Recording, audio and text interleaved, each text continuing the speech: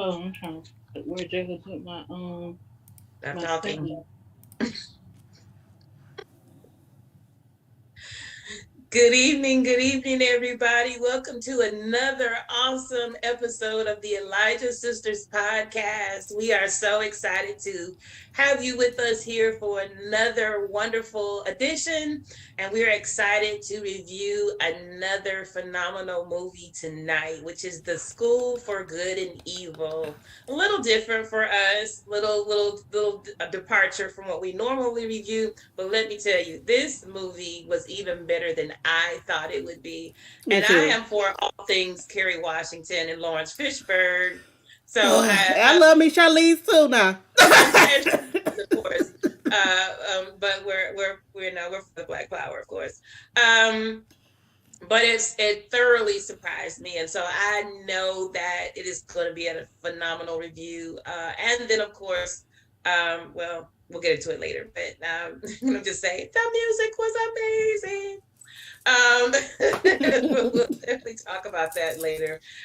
So tonight's going to be a fun show. And I was looking at the calendar today. Today is December the 16th. We are halfway through the month of I December. Oh know, my because they God. just said when we have to have our next schedule in for work, and I looked at the dates and I was like, we already It at is this 2 weeks to point. the end of the year.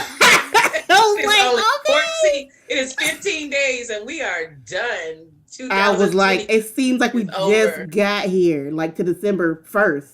Like, whew, okay, This I'm year not went ready. by so ridiculously fast. I was thinking earlier today. I remember being a kid, and it seemed like it took forever to get to summer. Well, number one, my birthday's in April, so it feel like it took forever to get to the springtime. I just needed to get to my birthday. Um, go. That's the first goal. And then it took forever to get to summertime, and then but when I was a kid, it seemed like summer was forever. Now it seems like you blink and kids are back in school when you're a parent. It's really not Yeah. fun. It's like these kids just got out of school. And then before you know it, they're already talking about Christmas presents, and it's like, gosh, didn't we just cross that bridge? And so I'm like, gosh, it's like we were just celebrating the new year, and we're already back around again at the end of the year. The years go by. I know that the years are speeding up. From We won't talk about how long ago that I was a child. From up 5, 10 years ago. I'm going to review this in just a few minutes, but I was watching the 30th anniversary of Beauty and the Beast, and just them saying it was very offensive to me. When did Beauty and the Beast come out? Like 30, it was 30 years ago, darling. What? Right. I didn't Ugh. appreciate No, because that that tells number me how old I was at when it came all. out. Oh uh, no! and they're not lying. It was 30 years ago. So Wow. I'm just like, oh my gosh. I was 14 when that came out. Yeah, that tells me exactly. I was the math is mathing. Know how old I was then? If you were 14. I was so in love with that movie when it Yes. came out. And I think even more than the movie, because I was at that age when I was not quite as into the Disney stuff. I was kind of transitioning out of the Disney stuff, but the 90s was when Disney was really starting to change and dominate, and the soundtracks were everything. And I was so in love with that soundtrack. And yeah, and that was coming off the heels of A Whole New World too. We just come off of that was like Aladdin and Beauty and the Beast. It was like everything. Those 2 years back to Is that back. when they So call was? I'm trying to think. Is that the era they called it the Disney Renaissance? I believe. yeah, that was the Disney Renaissance, and so Yeah. Celine was killing My God, she was getting bank. She was getting bank. it. She was in uh, everything. okay, and she needed to be. We were letting her do that. So I'll talk about the TV show in just a moment, but just hearing that number, the 30th anniversary, was a little quite Wow. not a little. It was quite unsettling. Seeing Yeah, that because like I've been milestone. seeing stuff that's like 20-year anniversary and stuff of certain things lately, and I've been like, Yeah, they're that. rolling those 20, 25, 30s out lately. Yeah, and I'm like, oh no, oh no, I You're didn't gonna know I was. continue to do I said, y'all can this. stop. Y'all don't have to do anniversaries for nothing no more. Right? I'm We're good. officially at that point in our life where those numbers apply, and so Yeah. let it Whew. be. I would like So it's all I can say is I'm proud I made it to the age I am and I'm still alive. Praise the Lord. Cause otherwise depressing. not always celebratory. So there's quite a few television shows and some reboots coming out. So there's some cool things to discuss. So did you know, sisters, that there is a Night Court revival? I saw that. I'm I nervous. gotta see a I'm trailer before we nervous. have to like it. 'Cause I want to be like, Literally get out of weeks here with that. away. I'm Oh, actually Get out of excited. here. I know Get out of here with a that. reboot Grinch, but I am excited about it. Did you see the trailer? I did, and Okay, because I tell you, didn't. I'm excited. God knows, rest in peace to Harry Anderson. He would have been perfect to come back, but he passed some years ago. But because John Larroquette is going to be in it, and okay. I That's was the Okay. only thing. is I am all for it. But again, when we're talking about the eras and the ages, I definitely was a fan Yeah. of Night Court, and I actually have been watching it on Freevee lately and finding all of my nostalgia. So I thought it was ironic that I saw Okay. that. And I like Freebie. I didn't notice it was on there, but I'm gonna check that out. I think girl, I I've been downloaded living all of my Freebie. life on Freevee. I think I downloaded Freebie, but I haven't like watched anything on it yet. I just saw it was free stuff and let me download it, and I just haven't got back to it yet. Everything is on Freevee. All of our childhood is on Freevee. See, well, I've been getting my childhood watching. I've been rewatching Boy Meets World, and I'm already on season 3, and I'm just like, I forgot how much I love this show. Like, I forgot how much I love this show. Tried to rewatch it. I'm gonna tell you, I know I can't watch the first couple seasons. It's too young for me. Boy Meets World. It is. Yeah, Rewatching it by I gotta kind of like go midway through. like by late season 2 to season 3, Yeah. I'm a little bit Like when more. Joey and his brothers were on there. I feel like No, not yet. They haven't got to that point.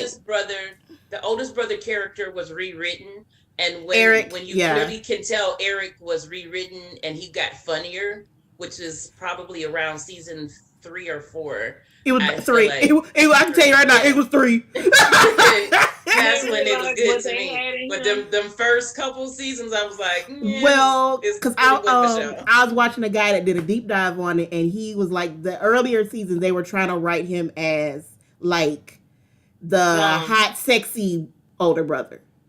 And no, because he's your corny brother. Will, the actor that plays him, Will is just naturally funny. He really wasn't meshing with what they were trying to write him as. Mm-hmm. Like, just to be kind of like, the pushy older brother who gets a lot of girls, but it really never really meshed with like what they wrote and what they were trying to write him as. So like by the time I got to season 3, they was like, okay, no, he's attractive, he's dumb as mud, he has a good heart, and he's funny. Perfect. And he's funny. And that's Eric. Like, if you boil those down, he doesn't have a problem getting girls. He has a problem keeping them because he's dumb. Then, all the other stuff is just like, okay, that's when they got to that point. Because early on, it was just like, stuff would be off. It kept like clanging with his character, like, no, that's not it either. Because they even with Sean, it was like they just were finding, where they were. But I'm like, I forgot how hilarious Feeny was. Because Feeny had me crying laughing.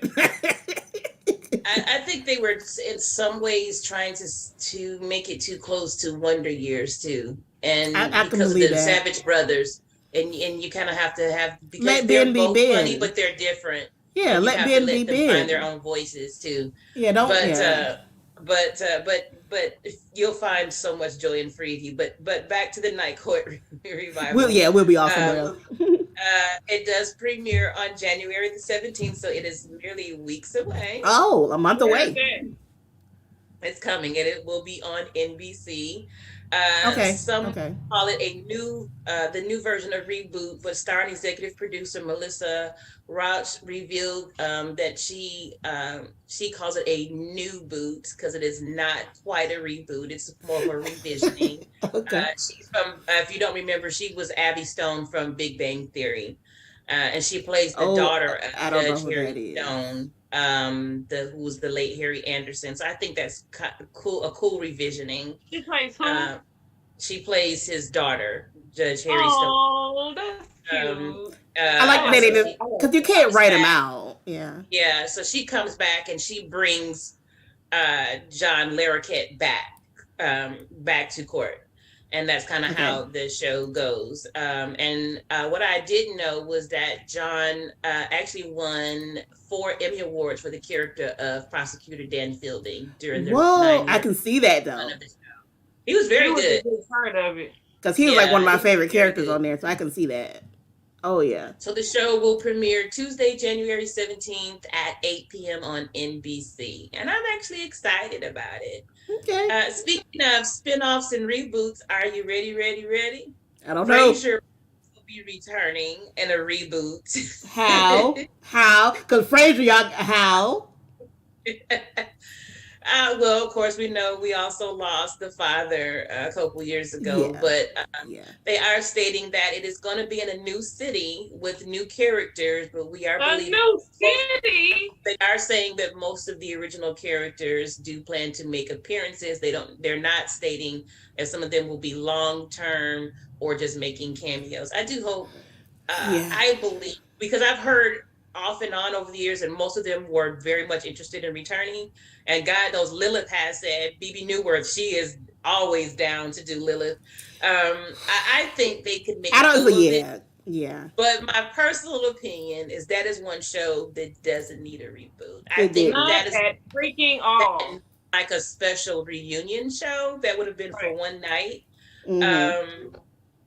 And we would have been good. But because I'm such a Frasier fan, I'm going to still tune in. Like, I don't want to write it off because I try not to be that kind of person. I personally didn't think Will and Grace needed to be rebooted. And they did shock me. They blew me away. So, it could surprise me. Because Kelsey Grammer has the stuff. If anybody could do it, Kelsey has the stuff to do it. And he's staying on as executive producer. Okay, so I trust in him being an executive producer. I trust because I don't think he'll let it get that far away from what people knew. Because I don't. I'm nervous. Because when we read, we saw you meet though. Yeah, I think him staying at the helm. Yeah, that's a good thing. Him sitting at the helm, and I believe the other producers and writers are the person who's involved with how you met your father. Your mother. Yeah. It sounds like how you met your father. Whatever it is, I don't watch the show. How I met her. how your uncle met your cousin. I don't know. How we got together. The first time I saw you. I was like, hey, sup, that one. Who's your people? No. What's up? I do know that that's a winning show. And so this is Kelsey Grammer. And I trust him. What it takes as an executive producer. He's had his hands not just in his own shows, but in other winning shows such as Girlfriends and other shows that have had enduring power over the years. So I believe, and it's only and they've already signed it on for a whole season. So Paramount Plus has backed it, and so I definitely believe they have faith in him. I want to check it out. I do want to. I want to give it a chance. Lilith, that would be cool. I want to give it a chance. We'll see. She's such a mystery. So, speaking of spinoffs and reboots, there's another spinoff coming. Are y'all ready? I don't know now. No. Well, if you loved WandaVision, there's a spinoff coming with Agatha. Oh, no, it was Agatha all along. It was Ow! Agatha. Oh, Yes. It was that. girl, Yes. yes. Agatha Thank you. is called Agatha Coven of Chaos, and they actually just started filming this month. So we will have to wait about another year until it comes to Disney Plus. I'll wait. That is All right. I'm all right. that is fine. It's all right. I'll wait. I just watched WandaVision again. That's fine. Really. Nothing wrong with that. I gotta still watch the most recent movie with what's his name with the doctor with the. Me too. Me too. So I'll probably watch the series and that again before it come out, so I'll just be refreshed. Catherine Hahn, who played Agatha, is headed back to Disney Plus on the upcoming WandaVision spinoff series entitled Agatha Coven of Chaos. After making her standout Marvel Cinematic Universe debut in the Disney Plus series WandaVision, she's excited to do the spinoff series. Originally introduced as Wanda Maximoff, Elizabeth Olsen, and Vision's Paul Bettany. Gosh, they played the heck out of those characters. Nosy neighbor And he he is one of my favorite actors, even though I forget his name. But when I see him and stuff, I'm like, I know his face. He's great. Yeah. Agatha later revealed her true identity as a witch, as old as Salem witch trials. Yep. Sensing Wanda's strong abilities, Agatha arrived in the town of Westview, New Jersey, to steal her power in order to prevent her from becoming the powerful entity known as the Scarlet Witch. Other people you can't stop the Scarlet Witch. Cast, along with Catherine, is actress Emma Caulfield, who will also reprise her WandaVision role as Dottie. Sarah Proctor. Other announced cast members include Sasheer Zamata, who was on SNL, Ali An, and Maria Dizia. Their roles have not yet been announced. This will premiere here. I know, I'm so excited for her. She can do anything. And as I said, it will premiere in about a year. So we'll just sit tight until that happens. I'm all for it. Yeah, I'll wait. Because I love and I'll wait patiently. Exactly, because I don't care what nobody says. I love the first season, so I'll wait for a spinoff. Because Agatha was amazing. I loved her character. It was amazing. I will wait. As I mentioned earlier, there was the 30th anniversary of Beauty and the Beast, which was a live TV special which aired last night. Okay. And it is now able to be viewed on Disney Plus, and I saw it on Hulu. Yeah. And I'm gonna watch it tonight. Let me tell you. First of all, as I said with Angelique earlier, I had a lot of issues with it being the 30th anniversary because that aged me much more than I needed to. Exactly. Because when you said you was 14, I was like, oh, but I know what I was. Moving past that. What I loved about it was that it is a mixture of the animated movie, it's live in portions, and it has behind the scenes information. I really wish they had done that with some of the other live adaptations. I thought it was best done that way because they only did live presentations of the most loved pieces and parts of the movie, and everything else was the actual animated movie that we love. And and also for me, I thought as a person who does productions, I just got an idea. This could save me some time in the production, and we could go ahead and pre-record half this show. Right. Put my dancers on the show for half the time. I was like, note to self. So, but, I'm about to check it out because I think I see what you're talking about. But yeah. I know they did that. I saw that they did that with the Little Mermaid when Queen Latifah was the Ursula. She was Ursula. They did that with the Little far Mermaid. more with this though, and it blended. And let me tell you, first of all, let me tell you everybody that's in it. It stars her as Belle. She was okay. Amazing. Sorry, my mind was like, who? Her? My mind said, her who? I like her. I like her, and I'll say this: I like her. I think she's amazing, but she so impressed me. She showed a different side to herself. Number one, she was hurt. She had to take the glasses off. You can't be. You can't do both. Stop hiding. Okay. And I mean, she's normally neo soul, right? So she had to show a different side of her tone. It's just her singing ability, and I heard her voice in a different way, and it was just so. I can't wait to see it. I can't. So I'm probably gonna put it on as soon as we get off. Because all I heard was her. I'm sorry. All I heard was her and David Allen Greer, and I was like, I'm there. Oh, I don't even hear no other names. It also stars Josh Groban, and God knows I adore Josh. Yeah, Groban. I thought that was gonna be weird though, but then I was like, "What is Beauty and the Beast?" Because like Josh Groban is so much old. Because I was like, "This is my mom mind." But he plays the Beast. Like, but he plays the Beast. Yeah. Not the Beast when he's the man.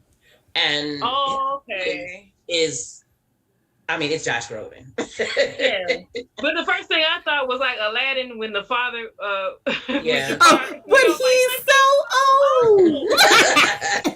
No, it's perfect the way they have him.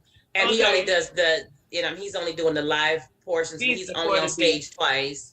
Okay. Martin Short, and who does so now I'm understanding why they had Martin Short on SNL. About Shania. Now I know why Martin Short. Okay, he's doing something. Okay. Yeah, Rita Moreno is the narrator. Joshua Henry as Gaston. David Allen Greer as Cogsworth. Rizwan Manji as LeFou. John Briones as Maurice, and Leo. I'm gonna mess this boy's name up. Leo Abelo Perry as Chip.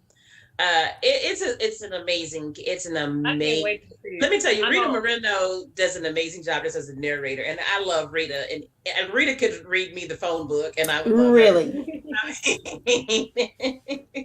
I mean, we definitely miss Angela Lansbury, and I thought about her. I thought, gosh, if you just would have held on, Angela. Wait a minute, Angela.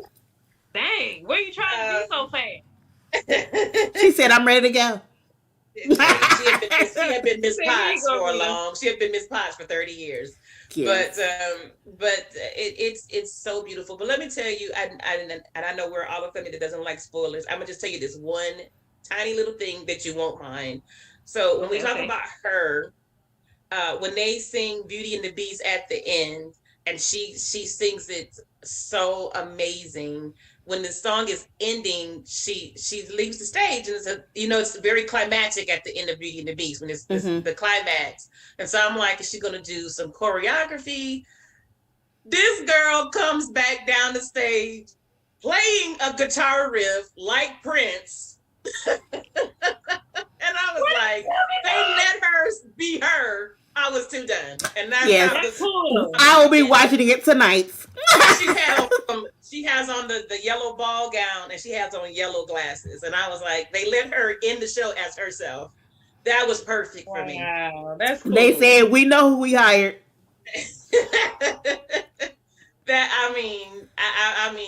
I've heard her play, but she's amazing. Like Prince in that moment. That even made me so proud. This is a Black woman. I was so proud of her. And I just thought how many little brown girls need that 10, 15 seconds to just see her be authentically herself. And I was so proud of John Chu, because John Chu directed it. Okay. And I was just so proud of him in just that moment of just letting her be her. Is John Chu, wait, I'll make sure I'm thinking about the same guy. Isn't that the guy with the LXD? Is that the guy? Yes. Okay. Well, no wonder it's so awesome. Because I love the LXD. Okay. There are some just dance choreography scenes in it that will make you think LXD. Okay. Well, because that's the name. That's what I connect to his name. Like John Chu, like wait, John Chu. Oh, LXD. Okay. Yes. Yeah. Yes. Okay. There's some scenes that's just live choreography. They're not big, but you will definitely think. Oh. Because I have rewatched LXD, and if nobody has seen it, I might share it to our socials so y'all can look at it. LXD is amazing. That is like if you love actual dance, Yeah. uh. I remember going down one of the proverbial YouTube rabbit holes that is so easy to do. Years ago, yeah. Finding it one night and literally staying up till like 6 o'clock in the morning. Like, and I still share that to people that like dance. Like I still share videos and talk about. I'm like, it's so man, don't get me started on LXD because that I will girl. And when I first saw Mad Chad, I was just like, he's not real. He's not. He's not.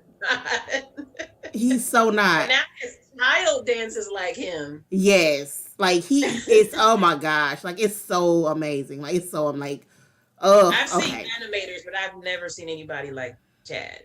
No. Nobody like him. But no, we cannot. We have to do a whole show. No, because then that'll take me down to so many other rabbit holes. But no, because we can loop it around because he was in the Step Up movies.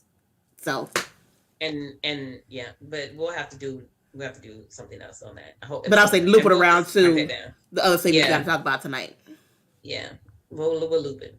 So while we're talking about television and things to watch, I will say this. So the show that we are reviewing tonight is currently on Netflix. And since Netflix was on last night, I went ahead because I just was too lazy and couldn't find my remote, so I just let the Meghan and Harry docuseries play because again I was lazy. Let me tell you, I am actually glad that I watched it. I really am.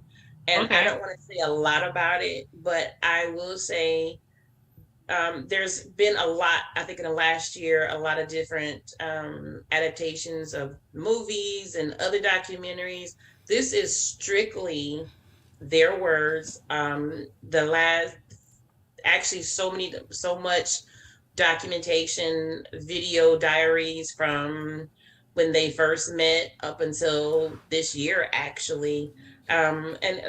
Just pushing pause on that, can I tell you, I felt so bad. For probably the last 5 years, I have been saying I wanted to do a video diary of my life. And I was just like, they just made me feel so bad. They just made me feel like, well, there's 5 years of my life that I can't get them back. Just start next. You got a month to get yourself ready. A total amazing story of my life.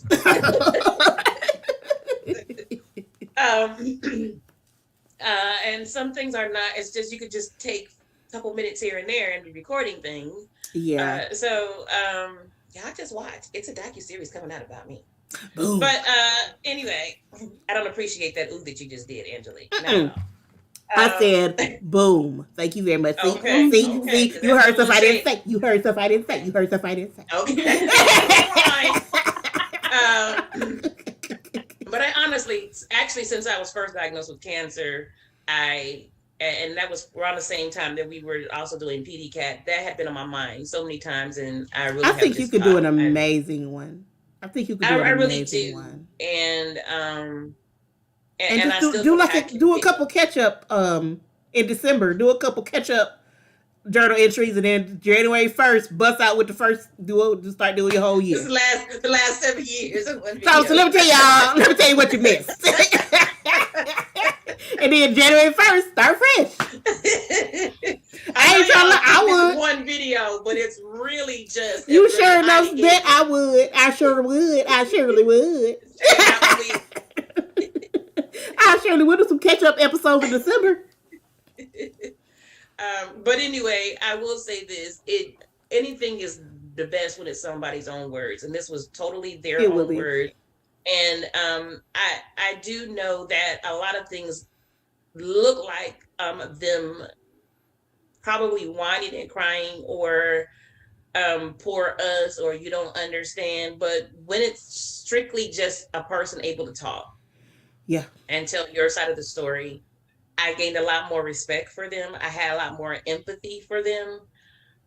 And so some things I also just didn't know.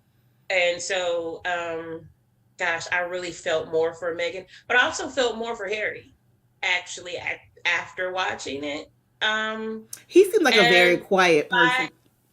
He is, and I actually totally understood because it's 6 episodes. I understood she made a statement toward the end of it, and she said this: he was always going to be this person. They just didn't understand that. And I got that. And she said they needed somebody to blame. I just became the person to blame. And, I know what it feels like to be in a family where you're not loved or respected, or accepted. I know what that feels like. And I definitely know we're near on the level that she went through anything. No, because literally a whole country hates her and acts like it's not for the reason they don't. But not being accepted is not being accepted, and not being loved is not being loved. And so I just know what that feels like when you're trying and you're trying and you're trying and you're trying, and it's just, what more do you want from me, and what else can I do? And it's really nothing else. And you really do know your husband better than the people who've been around him his whole life, and they can't also understand that. And she is his best friend. He didn't have a choice in being a royal, but that's really not who after what his mom went through, that's nothing he ever really wanted anymore. No, because so he really followed her footsteps. Like he was the one that was going out and doing things and going to other countries, and he really, he just was doing other stuff that wasn't, I'm just a prince. Soon to be, I don't want to get too deep into it, but I will say, I want to watch it. I encourage everybody to watch it. I think you will gain more understanding. You'll gain more respect for them. And when it went off, I felt happy for them. And they are living. They are so happy right now. And I think that's all that matters. Mm-hmm. Here's the thing. It was heartbreaking also to see the breakdown of how many people are just hating her.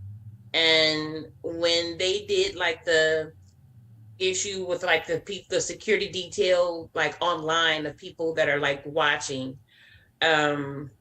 this information, I will say, was amazing to me. They went through like 114,000 tweets. And they said, you would think that would be like when they're looking at terrorist stuff, and they said they boiled it down to only 83 accounts. That these were actually, like, when a lot of things are like bots, these are actually human people that are sending out stuff on her. And they said it's highly organized, like people literally getting up and saying, what are we going to tweet about her today? What are we going to say? And actually sending out details on how to set up VPN so that they don't lose their accounts and all this stuff, and how to make multiple accounts. And that what was the most enlightening information, and that from these 83 accounts, they could reach like 17 million people. Mm-hmm. And that these weren't men or massive hate groups. These were like white housewives. Yeah. That hated her. Yeah. Just because. And that was like, I literally sat there and cried last night, because it was just, and that she became open and saying that she became suicidal at one point, because she just said, they're just mad at me because I exist, because I'm breathing. Yeah, because I don't her his mom went through. That's so, exactly. I don't comment on Twitter a lot, just because I'm just like, I refuse to attract that to myself. Right. Because certain things I just don't. Like, I just will not comment on. I just don't want to deal with it. But I look at Twitter a lot, and I'll read through stuff a lot. I just will. And looking at the people that have all this negative stuff to say about her, I am not surprised to see that who it is. It's her. It's amazing. I'm not surprised to see that it's the average white housewife, because, and the ridiculous part, the insane part is that it's a lot of times it's Americans. Right. Like, why are y'all so invested in the royal family that has literally Nothing to do with you. But the people in the UK were proud. The white and the brown people in the UK were proud. Well, It it was is. he was here. I've seen some And UK what are you Twitters. mad about? He wasn't marrying you. I've seen some UK Twitters and they weren't all proud. No, but they were But saying yeah, overall, they yeah, could even see that there was a change coming. But I'm saying, with the people, what you yeah. white folks, man? He wasn't coming to your house to It's pick a you up. lot of hate that they try to say when they're called out. They say it's not. It's not because she's black. Okay. It's absolutely because she's black. Because y'all boil down y'all tweets and look at some other stuff y'all say. That's the reason. That's the reason. Yeah. You know, or when I see people say stuff like she was on some show, Canadian show called Suits. Who even know what Suits is? A lot of people. A lot of people. Suits was, I never watched it because that just wasn't my type of show. But Suits was an extremely popular show. Try again. It wasn't on for 1 or 2 weeks. No, like don't.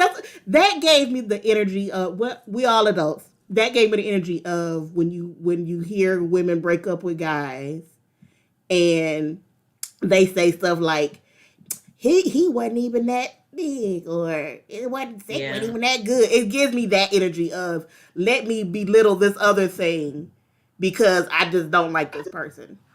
You know this. But I definitely plan to watch that. Yeah, it is so enlightening that, I mean, it's 6 hours and 6 episodes, but it went by very fast. It really pulled you in. Her mom is involved in it, you know, so it's a lot. But it ended with me still cheering for them and their love. And just them as individuals and who they are. And I think that was the point, you know. So I just think everybody should watch it. And I just think that you don't know till you know. Lastly, I don't know if you all watched the show Sister Wives. I've been addicted to the show since it came on in 2010. But here's the reason why it's in my current news feed for today. So when the show came out in 2010, it was the story of Mr. Cody Brown and the 3 wives that he started with, and then he was courting a 4th wife who he ended up marrying as the show started. And they're Mormons, and they was, you know, promoting to us the beauty of polygamy and being sister. Shawnee's face. You seriously can sit here and eat in front of our face? Is there enough to share with everybody? Where's mine? So cute. Where's mine? From Walmart. Hold on still. What is that? A little nest. It seems like it's like shredded wheat with little nuts on the inside. It looked like a nest. It looked like nuts with little nuts with eggs. That is so adorable. I don't like any type of almond, peanut, nothing else, cashew, but it looks adorable. I would never eat it. It does look good, but I don't think I'm gonna try. I think because it don't look like nothing I wanted to eat, but it looks adorable. It definitely like something I would love to do for children's church. We've got some holiday well wishes from a follower. Which follower? JC Dawes. All right, thank you. But anyway, on Sister Wives, so I've watched it religiously for the last 12 years because it's just the thought of being Sister Wives it's just an amazing thought to me. And so he's a father of 18 kids with all 4 wives combined.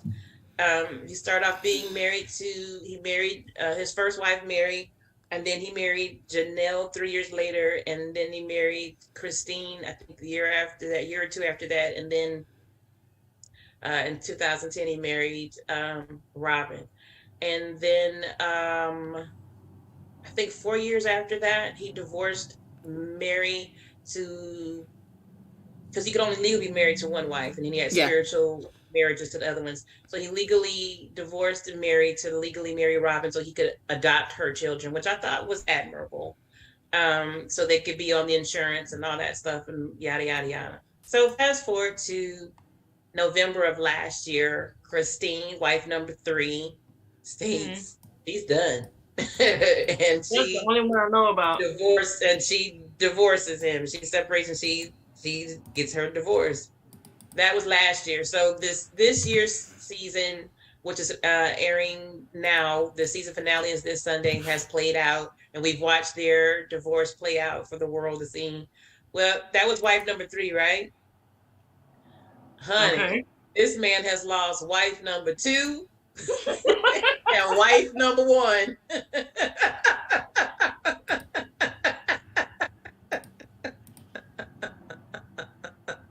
Heck no, not 1 and 2.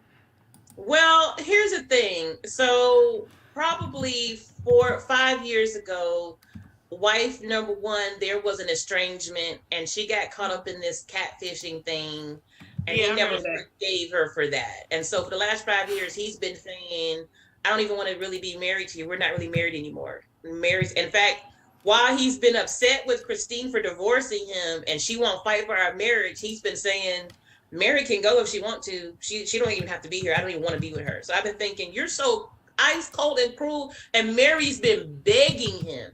I'm everyone's been saying, Mary, you should leave. He's so cold to you. It doesn't even make sense. He don't visit Mary's house. He hardly ever speaks to her. And they only had one child, and their child is grown. So finally, Mary woke up and just like, he don't want, like, she's finally realizing he has not been wanting me for so long. So she was the last one to just been like, he's saying what he wants. He doesn't want me anymore. And Janelle finally just said, you making me choose between my kids and you. And when it comes down to it, I'm gonna always choose my kids. Can't do No. that. And so now he's down to, which everybody's been saying, it's been obvious to see the younger favorite wife, because he's been saying stuff like, she's loyal to me. She actually honors me. She treats me like a real wife. Now, how you gonna say that to the chicks who've been here with you for the longest? And third. Now, so I have watched faithfully for the last 12 years, and I have just always thought, this can't, when people have tried to say this bill of goods, like sister wifeism is this fun thing, you know, they've all admitted they get jealous at times. They all admit that it's hard, you know, and I don't have a problem telling certain things about my life, right? So, you know, I've been in a situation where I've been asked to be a sister wife, couldn't do it, because tried to be enlightened, tried to be modern. I don't even think that takes enlightenment. That this has a desire. If that's not what you Either want to you do, are, I'm either just you not are in lighted favor up. or you're not. You know. yeah, like that's I think, yeah. If that's I not think you, it that's does not take you. enlightenment, and I think it takes a willingness. I didn't have it. I felt like the time, maybe, but I am not a woman who wants to share. No, that's I'm like And that's I've I think always felt like it that. Like if that's what you want to becomes, do, do it. what is it that you want? So these women initially, all that's what they wanted. And I think what I admire about them is, even if it's been 25, 27, 32 years later, that you can be woman enough to say, I don't want this anymore, and can walk away. What's been hard to watch is him gaslighting, being abusive verbally, emotionally, berating them, and making these statements. I'm not the one giving up. I didn't walk away. I'm not gonna, but you're unbearable to But live you're with. pushing people away. Thank you. And see, that's the thing. I'm like that relationship honestly seemed unhealthy because of that. Like I do know because humans are humans. There will be jealousy and clashing in those type of relationships Right. in a general sense. But because it was on Right, TV, right. you don't know how a lot of people, these women are the sisters are trying to cover up how they really feel and not make stuff look a certain way they couldn't just express. So I'm like, that just really seemed unhealthy because I'm like, I do believe that there are those type of relationships that are perfectly fine. Right. And it's not this, issue. But I'm like, that's the thing. Me personally, no. I would never be in a poly relationship. You couldn't get me to be in one. But if that's what you want to do, then as long as all parties are okay with it, then you can do it. But Yeah. this Sister Wives just seem really unhealthy, and I mean in general, anything on reality TV seems unhealthy.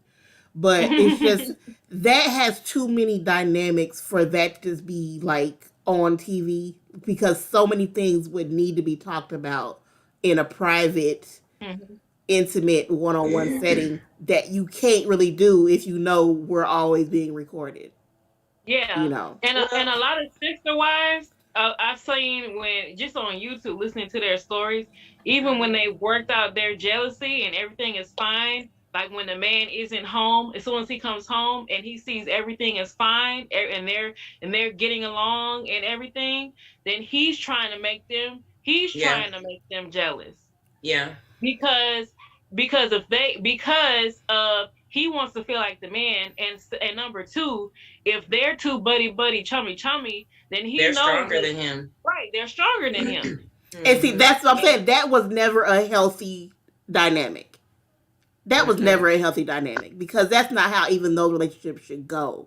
And you know what's weird that I thought? This man has 18 children, and only 3 of them are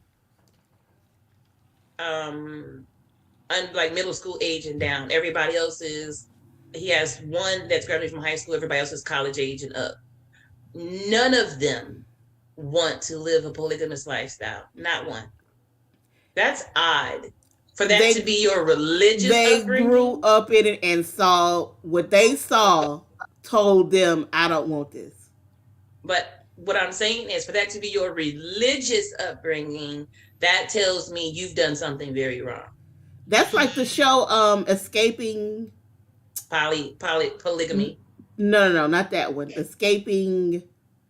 It's a religion. Amish one you talking about? I think it's Amish.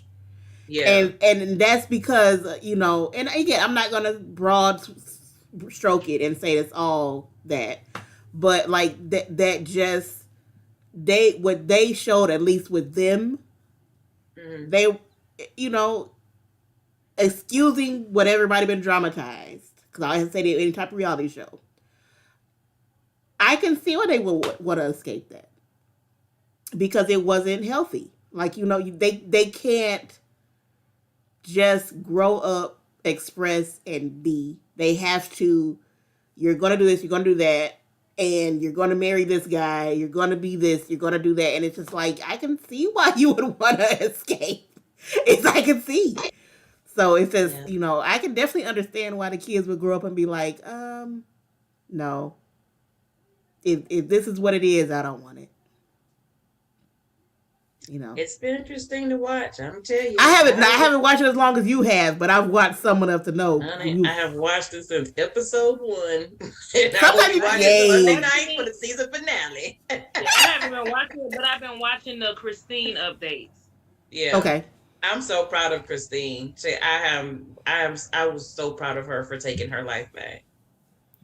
Definitely. Yeah. And she's so calm about it, like, nah, I'm good. And that's what's made him the most mad. That she's just been like, I'm not fighting with you. I'm done. And then Janelle was right behind her, and Janelle was like, you know what? I feel the same way. She don't have to fight. You ain't got to fight. Go do you. What's he gonna do? No. And my thing, especially if she's like, I'm not even legally married to you. No. So, I mean, if you're not the first, if you they don't have sex, none of that. If you're not the first wife, go. What's he gonna do? Because the only person first wife gave up her rights. That's what I'm saying. She divorced him so he could marry the 4th wife because he needed to legally adopt her kids. So the first one is gone too. She was the last one. And this just came out this week. I was just saying if you're not the first wife, you ain't got to deal with we got to get divorced. You can just go. Because he's not legally married to you. Finding you. The only person that's legally married to him is who he first married. Everybody after that, he basically just gave you a promise ring. And some words. So if you said you want to go, you can go. You are free to go.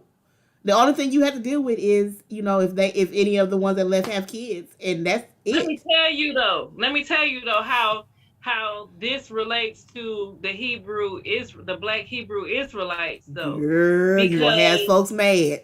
Okay. if they Jesus, want to Jesus, get mad, they can Jesus. get mad, then they can stay mad. Okay, but it's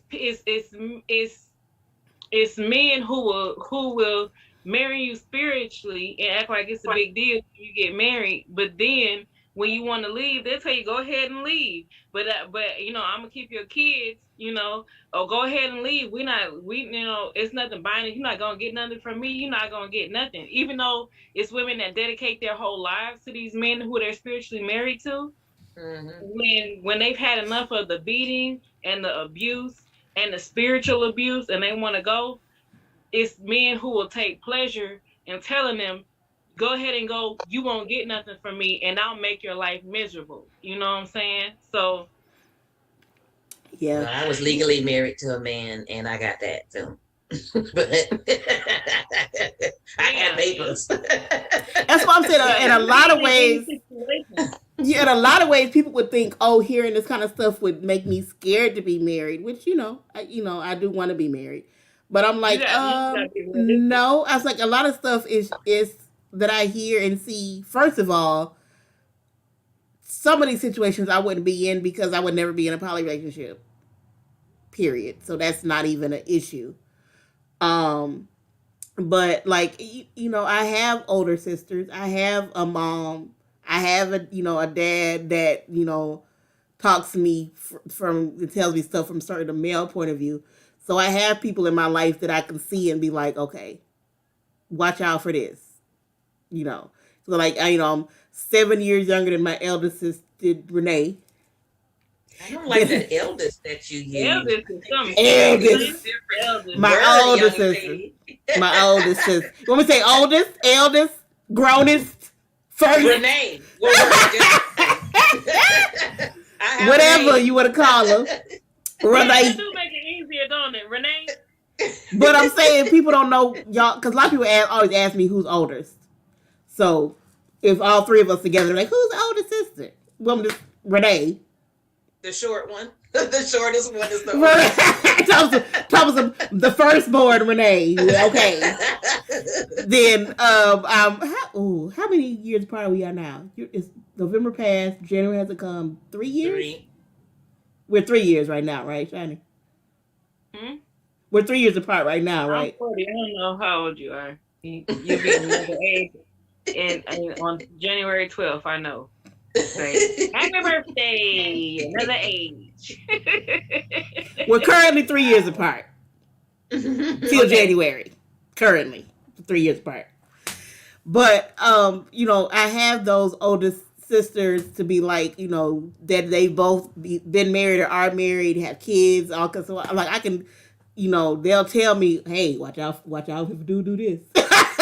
Watch out for this. Pay attention to these red flags. So, I have that, but when I see a lot of these women, you hear their backstory is, oh, I was the only child, or I wasn't close to my family, or, I didn't have mom telling me. It just was like a lot of these times they were preyed upon because they never had that. They were looked at as vulnerable. They never had that support, so these men kind of sniff them out and be like, "Oh, I can get you. I can take advantage of you because you whatever." And go ahead. And I don't care who's watching. I just want to say, I know somebody who's in a polygamous relationship, and every single Why we all do that? Every single wife that they have has severe. Don't say SA. I was gonna say that. I was gonna say daddy issues. Okay, I didn't know if it was that. I can believe that too. Severe daddy issues. Yep. I mean, yeah. I mean, like, you get me? Okay, now I understand people have mommy issues and people have daddy issues, but why does every single one of your 4 wives have severe daddy issues? Pray. Is that a coincidence, or did you seek them out? Pray. No, but I You, always tell yeah. people abusers Yep. abusers know how to find their prey. Abusers know how to find their target. Yep. Except And when you're a predator. Except when you're a predator. Accept it. You're right. a predator. Say it to yourself in the mirror Yep. 5 times. I'm a Because predator. it's I'm a one thing predator. if I'm out a of all predator. your wives, one had that backstory. Right. Because people have messed up Life lives. happens. Life happens. You know, like that's like me saying, you know, that's no different than somebody I dated out of the guys I dated, which ain't been a lot. But out of guys I dated, okay, this one had daddy issues. Okay, fine. But if every dude I dated had daddy issues, either I'm looking for dudes with daddy issues or I'm attracting dudes with daddy issues. One or the other. It's something ain't working. But like, I don't remember how many wives it is. I don't watch Sister Wives like that. But like, when all of your wives have that trauma in them, in their lives, and then you just there, you look like you looking for wives that have that trauma, so they'll accept what I'm doing. They'll accept Yeah. me saying be poly with me, be with the Mm-hmm. be wife number 5, all this other crap I'm doing because I know you have this over here. Mm-hmm. You know. Ugh, girls. Okay, this is supposed to be we over an hour and a Yeah, half let's move in. on from this. Let's move We on an from this. hour What and a else half is in. going But on? my thing is this: people need to understand that we will get a topic will get us. Certain topics, especially with women, will get It's us. good. That poly topic really get me because I didn't. I'm a firm believer in if you want to be poly. Live poly, love poly, Right, life but poly. find other But if people you that want to be poly. do not let nobody talk you into being poly if you don't want to be poly. Because I don't Right. want to be poly. I have no desire to be poly. Like I would have been Yeah. like you was all types of 20 types of stupid if you say talk. I got 5 other wives. Congratulations. Have a nice day. Goodbye. Like no, like I don't want to be. Yeah. I want to be wife 1 only. Like I ain't trying to Right. be wife 1 of 6, like a freaking Right. That's the collection. thing too. I don't think it's anything wrong with all like alternate versions of societal. Open, poly, Do BDSM, what none you of want to that. do. But Don't force nobody to do something they everybody don't want has to to be do. in agreement with it. Yeah, Uh-huh. exactly. Like I'm saying, poly, BDSM, open, Everybody's not whatever. the same. Do Everybody's not the same. you? I accept that. Don't force nobody to do something that they don't want to do though. Right. And No. there are women who really, really want that life, but Yeah. Yes. you need to find those women. Find Right. those women. Find them. Don't find Stop women trying to that force have. women. Oh, they used to do this in the Bible. You should want this. This is God. No, No, if it's I not. don't want it, I don't Stop want it. it. Leave those women alone. Find the women that want it. Because there's women out there that want it. It's women that's looking Stop for trying it. to force it on people. All All right. right, Shani, breathe, Shani, All right. Go like breathe, this. breathe, baby, Woosah. breathe, Woosah. breathe, I'm gonna breathe say it this. in, This will help you shake it off. let it out. You look like you should have been in the other school in the best way. I I'm gonna look at you all night. was Kerry Washington just now. No, not Terry White. Charlize Theron. Charlize. In the best way, though. In the best way. Cause look, my look would not be in the good school. But just saying, you All right, look. let's move on before I get heated. Heated. Go like this. Heated. All right. Okay. Change Okay. it. All Change right. it. I really had to excel that out. Like I had to just kind of. All right. So we had 2 amazing people in the performing arts world that we've lost in the last couple weeks. On November 25th, we lost Irene Cara. Yeah. That Was popped an up on American my singer. Google, and I was just like, oh. Yeah, it hurt me a lot. She's been a part of my life because she's Miss Fame to me. Irene Cara was an American singer, songwriter, and actress of Black, Puerto Rican, and Cuban descent. Cara rose to prominence for her role as Coco Hernandez in the 1980 musical film Fame, and for recording the film's title song Fame also, which reached #1 in several countries. In 1983, she sang and co-wrote the song Flashdance, What a Feeling, from the film Flashdance, for Oh, which she shared an Academy Award for Best Original Song and won a Grammy Award for Best Female Pop Vocal Performance in 1984. I actually, for some wow. reason, didn't know that. Finally, something before me. I wasn't born yet in '84. I wasn't born. Prior to her success with Fame, Cara portrayed the title character Sparkle Williams in the original 1976 musical drama film Sparkle, for which I also love her for. But yeah, when I saw that I had to take a moment from work and literally mourn her. That hurt. She's just been a part of my existence, and she will absolutely be missed. So we thank her for all of her contributions and all of her work. I know when I saw Debbie Allen's interview, Debbie, oh my gosh, watching Debbie cry really made me cry. I want to go hug Debbie. I hadn't seen Yeah. Debbie weep like that since I forget the guy's name that played I know you're talking about the one, the black the other guy, one from Fame. the Yeah, black guy. With, yeah, yeah. when he I know who you're died. talking about. Mm. Yeah, I can't believe I can't remember his name. So you gonna make me look this It's, up. I know, because if not, I'm Cause not gonna sleep tonight. I can't. I'm gonna. I'm like, it's you either gonna get a text from me later tonight or something else. So you gonna make me look Yeah, it it's up gonna be on your mind. for real. Be It's 5 o'clock in like the at 4 morning. o'clock in the morning. I'm like, isn't that? This is who it was. You keep talking. I And then look. also, Man. of course, we know on December 13th, Breathe it through. Breathe it through. Right. we were shocked to hear that we lost Stephen Laurel, Twitch boss.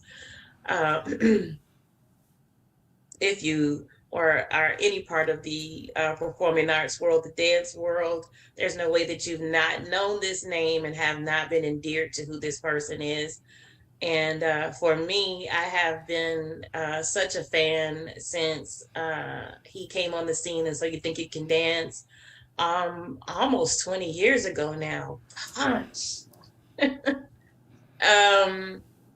and I've always just admired his tenacity because he wasn't the winner, but he was the guy that didn't give up, and Yeah. and he just was, and his skill was just incredible. Um, and so I've just always thought a lot about him. And I didn't watch So You Think You Can Dance this season when it came back because it had been off for 2 years and it was just kind of hard to get back in the groove of it. And I had just started binge watching it again, and then I went out of town, and so I was like halfway through the season, and I just came home last weekend, and so I had said I'll finish watching it, and now, oh my gosh, I went to watch it today, and I was like, nope, can I do it? Because he's a judge this year. I know I can't. And I know that's going to be hard for me not gonna be able because to do it. and I think part of the problem, and not saying I want to see him have been like sad on something, but seeing him with that energy he has and that excitement he has, and then knowing probably it could have been at that time, it could have been at before that, it could have been any. He was struggling, and it's going to be so hard to see that and know he's gone. I want to say this. I have watched an amazing outpouring of love for him, his wife, his kids, but I've also seen some things that I just.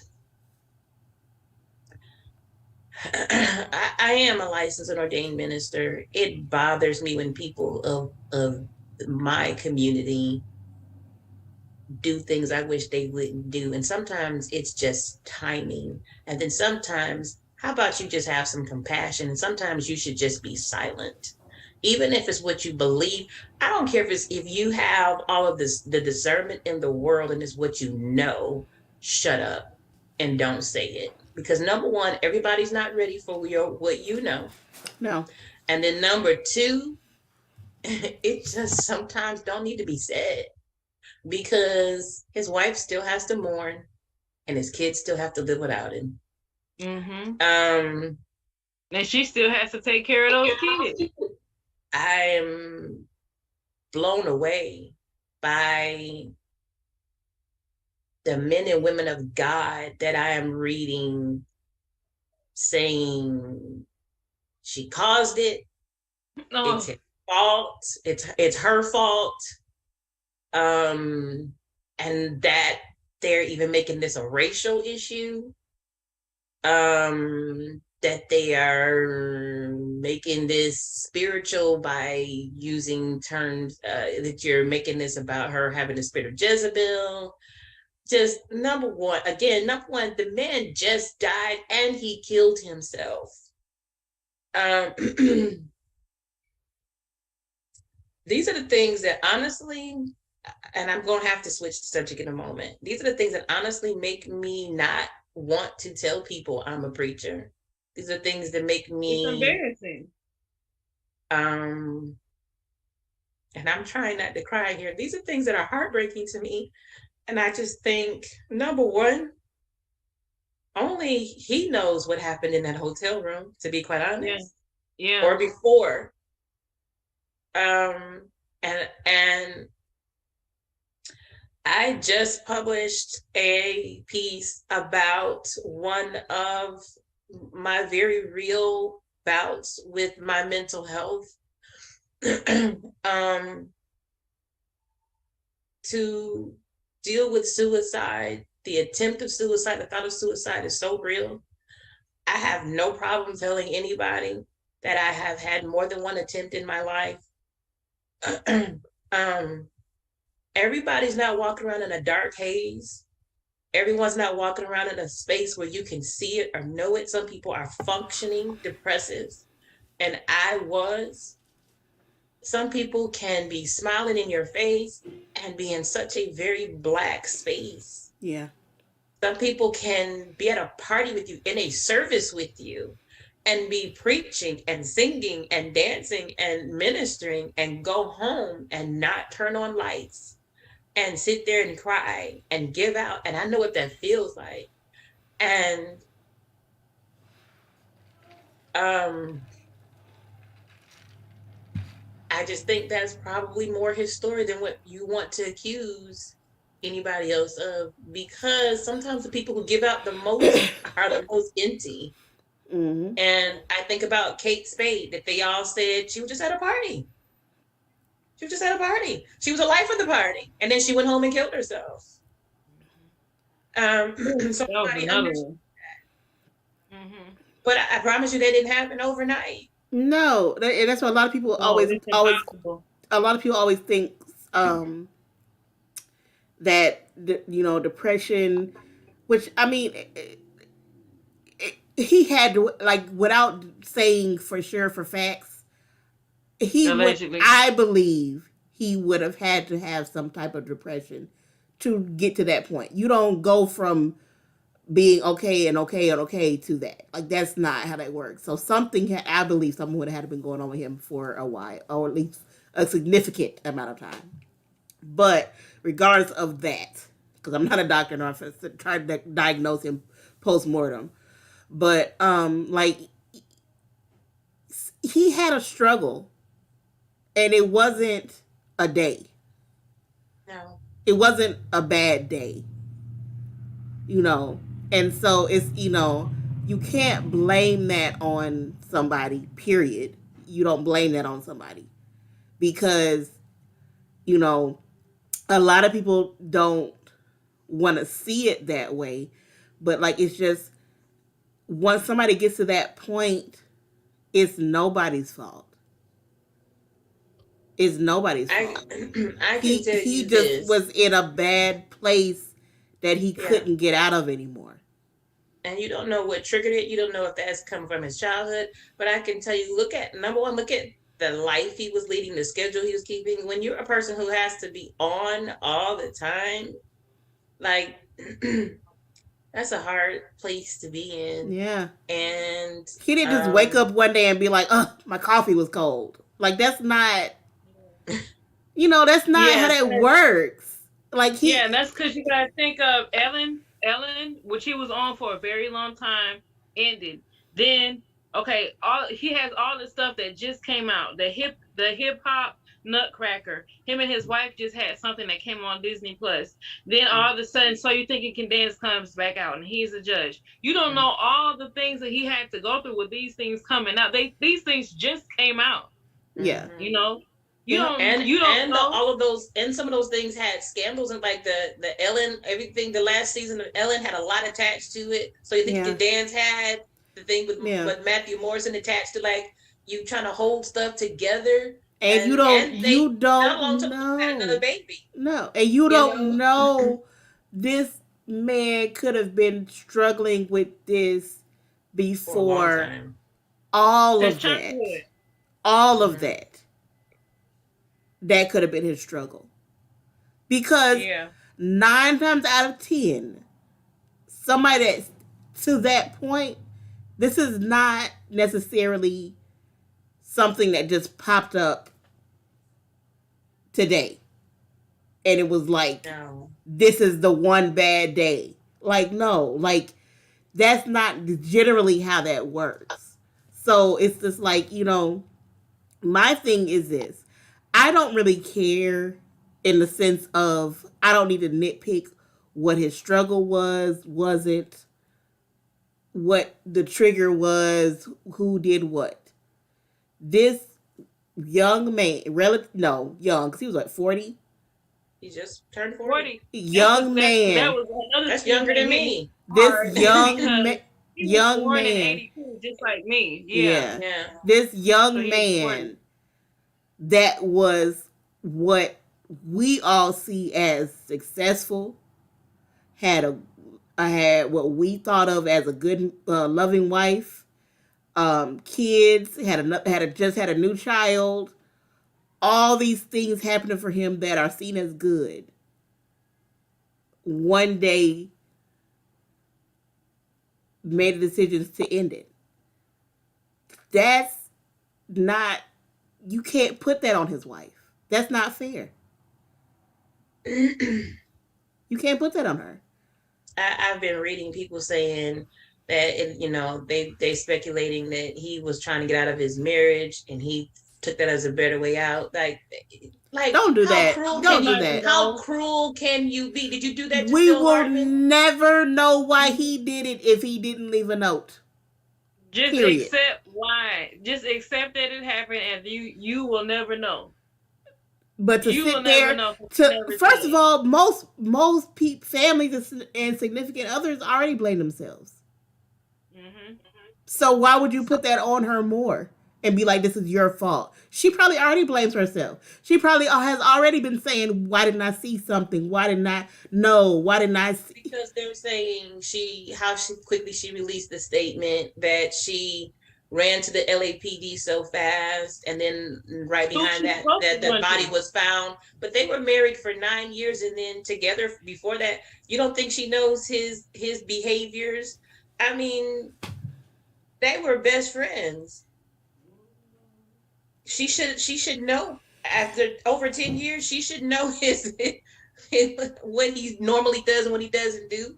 Now, if days and days had passed, then you'd say she was a horrible wife. How did you not know? Right. Exactly.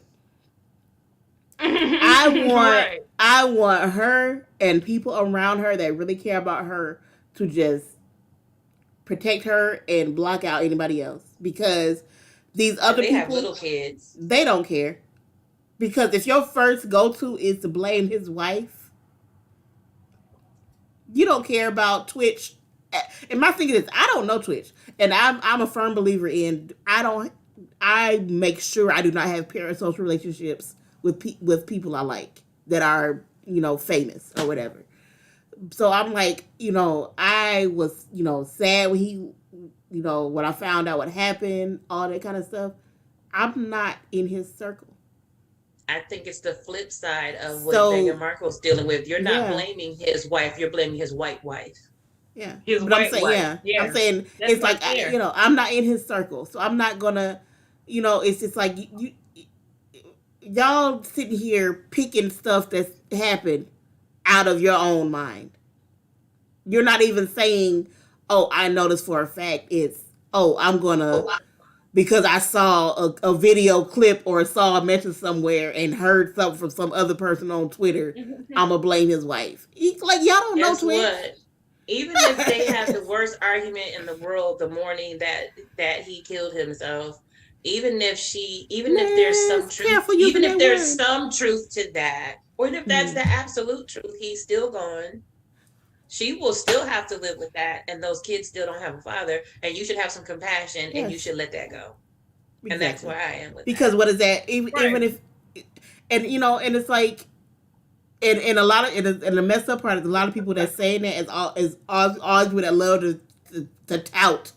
Oh, I don't care so much about mental health and all this kind of stuff. No, you don't. You want to know how I know you don't? Because you still over here doing this. Right. Because Yeah, this is this and is not this is not helping her at all. It's not helping her. You're talking about mental health. Okay, well, she's going through the grieving process. Her husband didn't get in an accident, in a car accident, which causes one kind of issue, or right. have a terminal illness, which they plan for, like Chadwick. Like, he just was gone. He gave up. He just was gone. Like, she saw him, talk to him one day, next day he was gone. So you attacking her? You want to say you care about mental health? No, you don't. No, you Cause don't. no, you don't. Because that's not helping anybody. It's not helping her. It's not helping the kids. It ain't helping nobody in his family. Yeah. And from a business and branding standpoint, I understand how, with social media, like I understand how you want to make your voice be heard, and you come from a lot of people be like, well, if you're a celebrity, then you got to understand people are going to say this and people are going to say Of that. course. And if you are a celebrity, you do have to understand people are going to say whatever they want to say. And if you are a business or a brand, then you do have to give your opinions on certain things that come up, especially if they are in alignment with your brand. At the Mm-hmm. same time, when do you stop having morals and values? You don't. You shouldn't. When do you stop? When does your business and brand or your ministry Not the quote. override Not the quote unquote unquote unquote. override your morals and your values? You know what I'm saying? If you wouldn't do this to somebody in the same city as you, in the same friend group as you, don't do it because they're a celebrity, because they're still people. So stop that. Don't try to say, well, my brand speaks on stuff like this, so I had to say this and it. You never stop having morals and values. No. So get it together. No. Now, Yeah. the only people I would exclude would be the gossip people and That's their brand. minister, like Minister Leah was saying. If you're a minister, get yourself together, and you need to humble yourself, and you need to realign yourself with the reasons why you're doing this in the first place. Because if you, even if you are pro-black, you still have to understand that we we are still connected to Caucasian people. If you Thank are you. hurting a Caucasian person, you are still hurting Black people, because we are still connected. So get Yes. Exactly. yourself together and get off of And your high horse, that this exactly. And woman just yes. lost her husband And and the the father father of of her her kid. children. Exactly. Thank you. And then understand there is a time and a place. This is And it not is the not right time after it or happens. the place. And No. here's my thing. However I feel about blackness, that's the best way I can think about it. Blackness as a whole. I would never attack a white spouse because their black spouse lost the fight. Yeah. This is not the time. This is not the time. Unless that white spouse did something we know for a facts led to something else, that's different. But y'all, nobody knows because I can see the stuff I see. It's nobody knows. So like y'all, it's like just this is. Can y'all like how? When did we lose?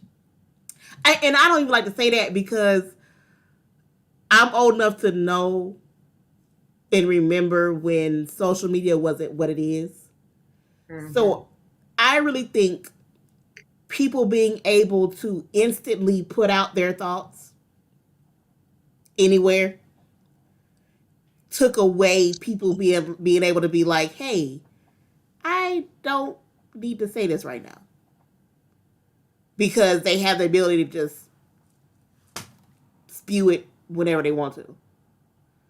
But it's not that these people weren't like this before now. It's just now they're like, oh, well, I can put it on Twitter. I can put it on Facebook. But you shouldn't.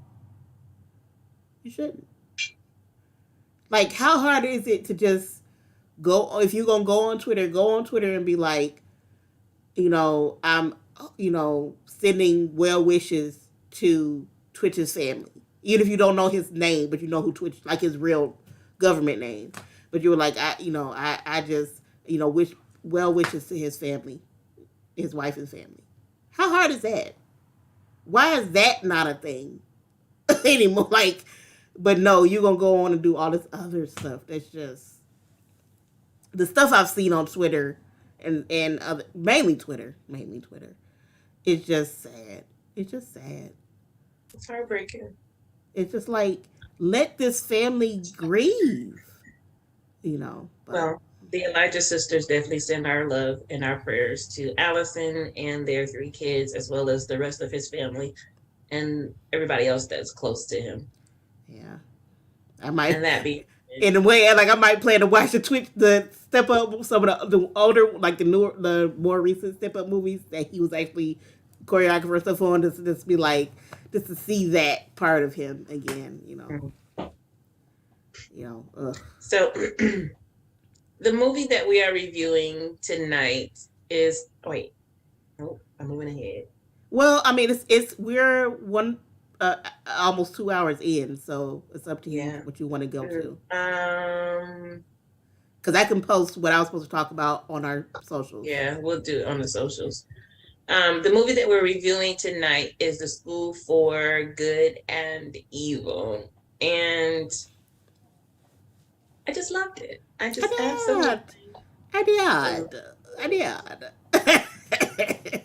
absolutely loved it.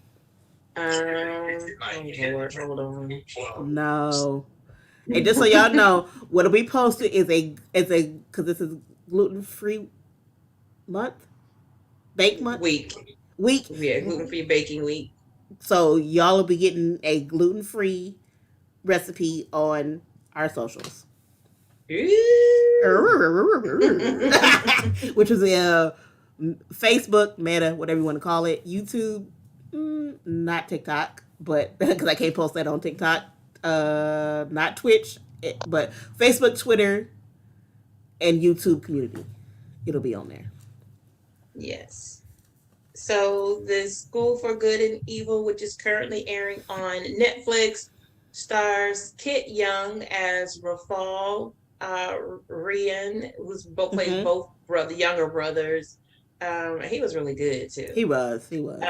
Sophia Ann Caruso as Sophie. Kate Blanchett as the Historian. I love her voice. It's so my gosh. I love Kate Blanchett. That made me remember. Before I forget, I don't know if y'all seen it yet or heard about it. The newest Pinocchio on Netflix. She was going to work it in. No, but I'm saying, because when you said Kate Blanchett, that made me remember. She plays a monkey on that, and the monkey doesn't speak. The monkey just makes monkey noises, and it's Kate Blanchett. I was like, she just like, I act how I want to act. But that is made, when you said her name, made me remember. I would have never known that. Yes. You found a way to work this Pinocchio into my show. Well, when you said, I didn't know I forgot she was a historian. But so when you said it, I was just like, she's in that too. Oh, that's also on Netflix. Chantilly, if you come back on this camera one more time eating something else.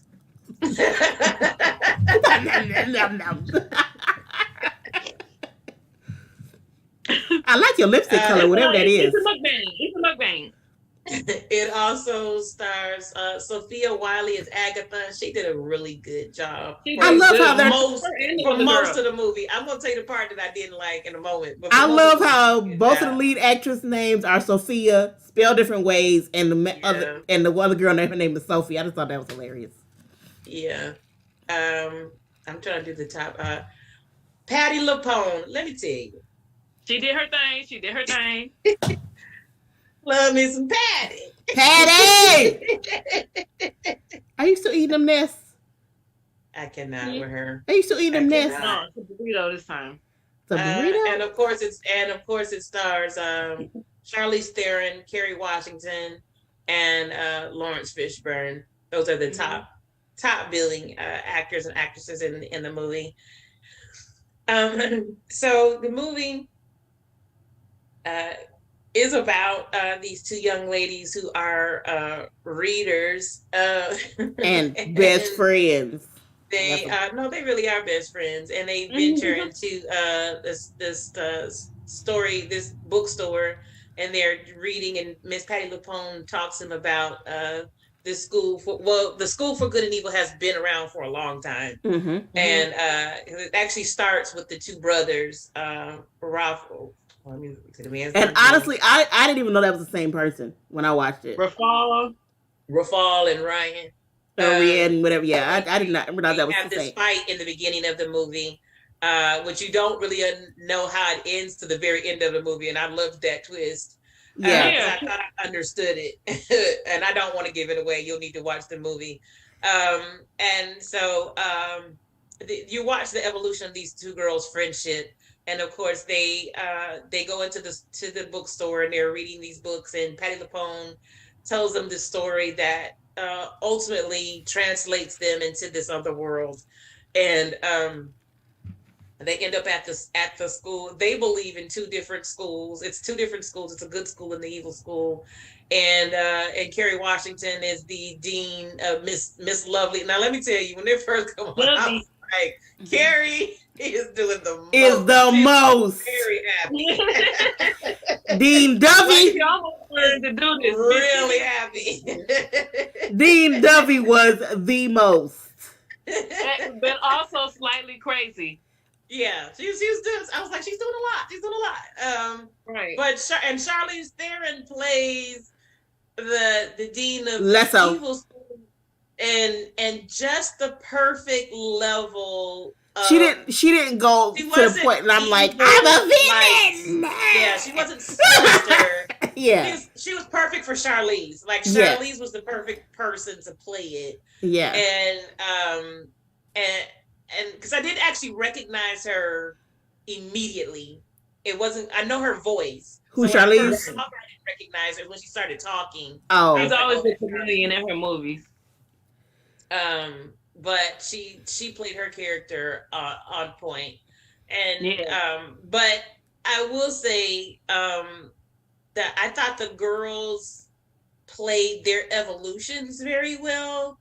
The only thing I did not like was the girl that's the princess that doesn't think she's a princess. If I had to hear Sophie stop like one more time, like it was just, honey, embrace who you are, because she was almost she. I'm waiting for you to give y'all turns. She was slightly controlling.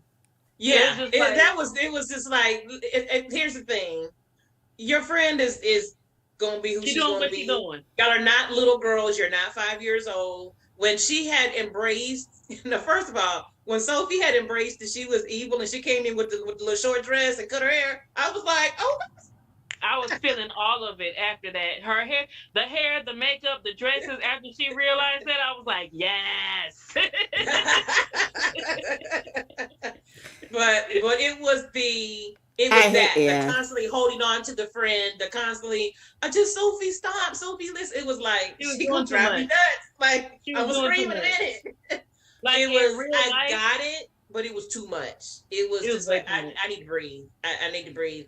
Well, I Well, hated. that's my opinion. It's my No, opinion. you can have your. No, I'm not saying. I hated Sophie from almost the beginning. She was doing way too much. It Like, was way too much of it. It was just like But like, some I things you just need to accept. Just like accept some and I things mean, and the move Agatha. way that on. she kept saying it too, it was just Sophie, Agatha. stop. No, no, no, no, no, no, no, no, no, no. I hated the white girl, Sophie. Sophie. I loved I, Agatha I couldn't because take I liked Agatha. Agatha's So character. Sophie was being honest with herself. No, she Yeah. wasn't. No, she wasn't. No, she wasn't. So I hated. I didn't like Sophie because Sophie from almost the beginning of the movie was a selfish, spoiled brat To a who certain who thought she was good because she read a lot True. of princess books. she That's wasn't true. spoiled though. No, I'm not saying she was spoiled. I'm saying how she was acting was Yeah. spoiled. And so I didn't like her character because she did honestly have a friend that was there for her through everything. And she really wasn't there for Agatha like that. And Nah. it showed early enough on for me to be like, no, Yeah. you kept saying Agatha was your best friend, but no, Agatha was your best friend, Yeah. When not the like other. when Yeah, she said she had yeah, to go do something and she know that people was harassing her all the time because she was a witch, and then she said, "Well, I'm just gonna go. I gotta go get this green fringe. I'll yeah. meet you." And I Mm-hmm. Like was like, she you never know the kind of really stuff she no. goes through. Like she and it wasn't like it's one thing if I had an issue with her when they got to the schools, but like I had issues with her before they even got to that point because she just was like, nah, Well, even when man. she took off for the school and she left and she had promised, I'm not gonna do it, and you lied. And Because she would even if you compare what they be with went her. through, Agatha yeah, hadn't came and followed you in the first place. no. Because even if you compare what they went through, like, yes, what Sophie dealt with was not the best, but Agatha went through, like, the only person that liked her was her mom and Sophie. If she left the house or wasn't with Sophie, nobody liked her. Like, she didn't have another place to go. They were trying And to when kill her. even when she was with her mom wasn't mentally okay. So when she was at home, she still had to take care of her mom. She didn't have Yeah. another way to be. So it just was like, yeah, I'm not a Sophie fan. Like I was team Agatha from really early on in the movie, personally. No, I liked But Personally. Agatha. I but just she needed her to still just quit. doing I too just much. needed her to quit chasing after She needs to Sophie. think about herself.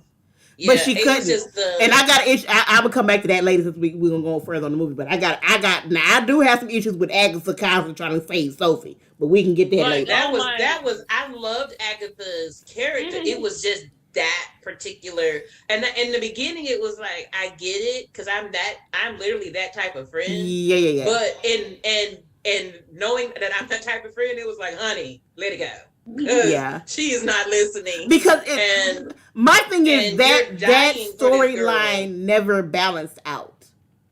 Like No. if you're gonna do that storyline, it has to balance out. It has to be like at some point you have this person who's giving everything for one friend, and then at some point, halfway somewhere, it has to switch, and it It balances never out to this friend is Mhm. giving, and now then eventually they meet in the middle and they're giving to each other. But that Sophie learned a never lesson. happened. When Sophie turned on her in that blue forest, that would have been it for me. No, Sophie because learned, but Agatha didn't learn anything. well, Agatha no, didn't I can't even say Sophie learned a lesson because honestly, the lesson Sophie learned was, "Oops, my bad. I didn't want this." But Agatha, she told at the end, she told Agatha that she could stay with the dude, and she was going to take care of her mother. So I feel Yeah. like she did learn something, but Agatha didn't learn My anything. my issue was because it was because I watched a lot of movies, y'all. So it's like her Sophie's turn was like nothing really leading up to it.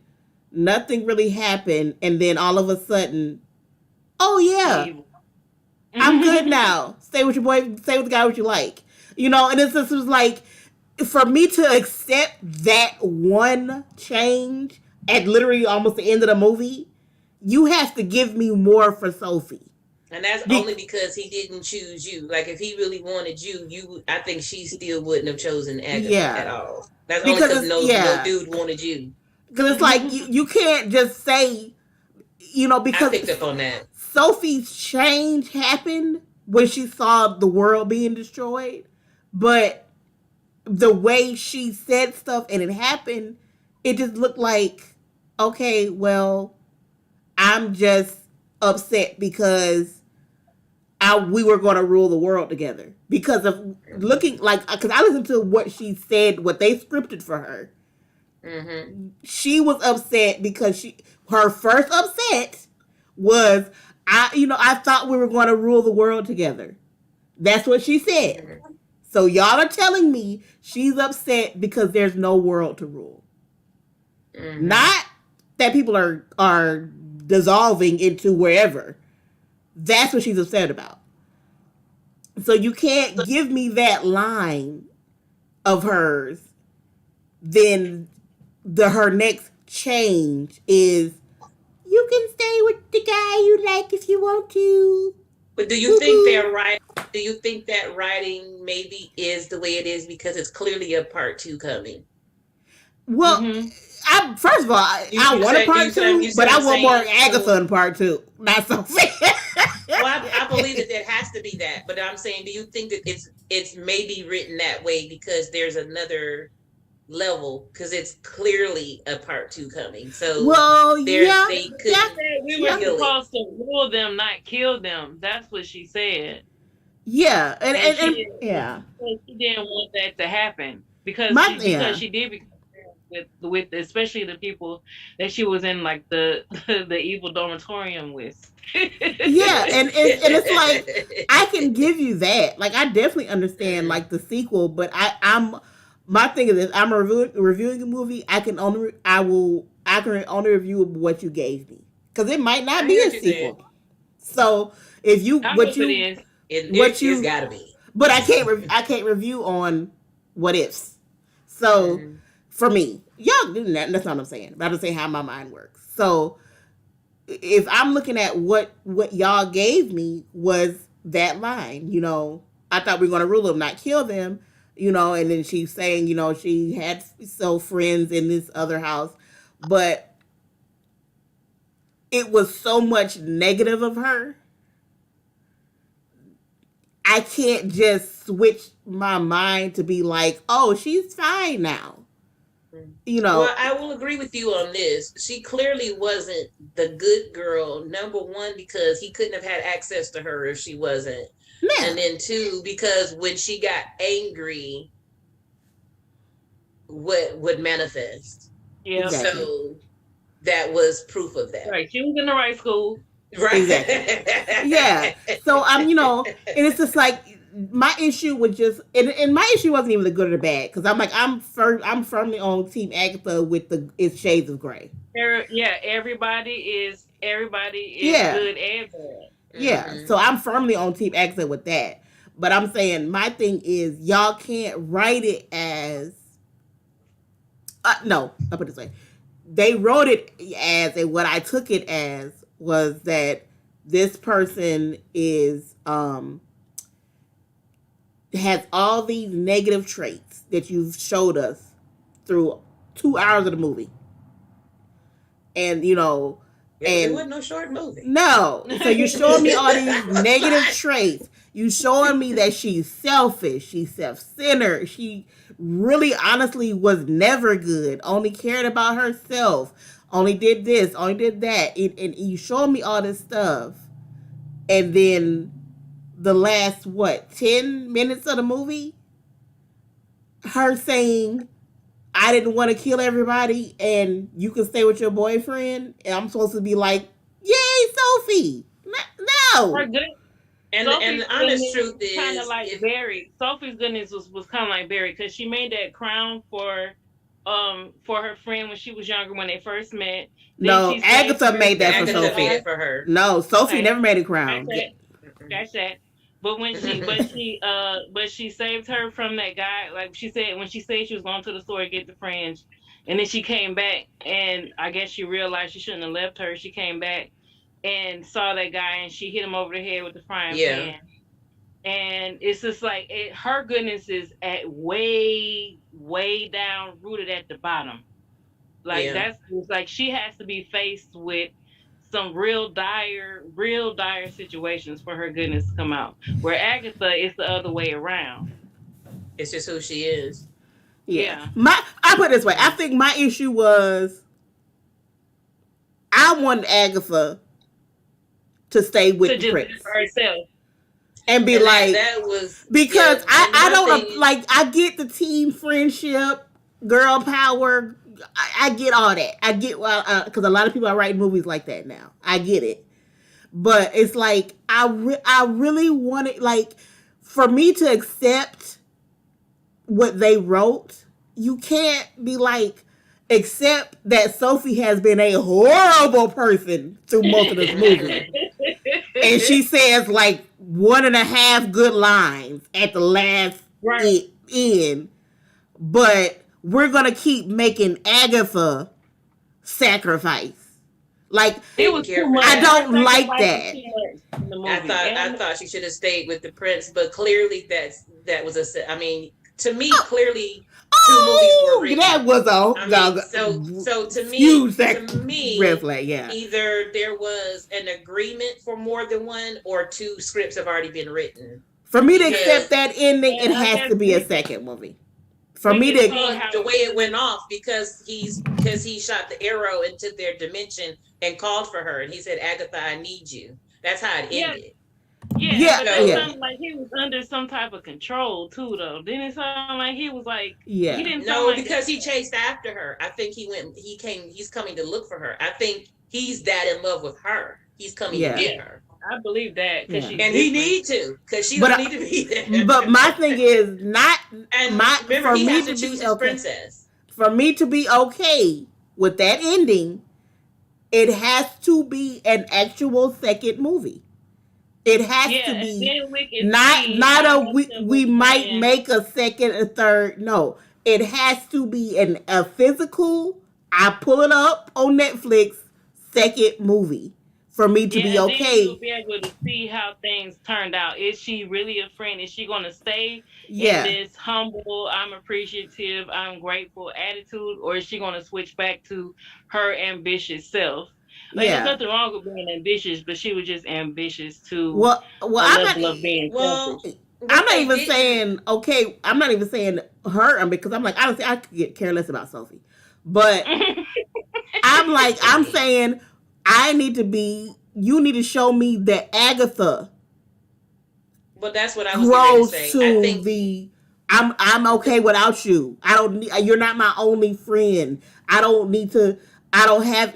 She. I need y'all to give me more for Agatha because y'all didn't Well, make I think Agatha it's grow. deeper than their friendship. Remember that what Carrie says to her, what Dean Lovely says to her is, "You're the first real princess we've had here in like 100 years." That That's Mm-hmm. that true.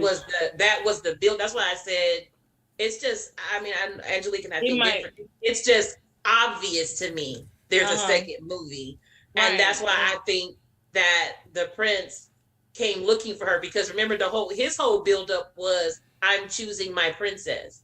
Mm-hmm. He chose, and that's why he was trying to kiss her too. He chose her.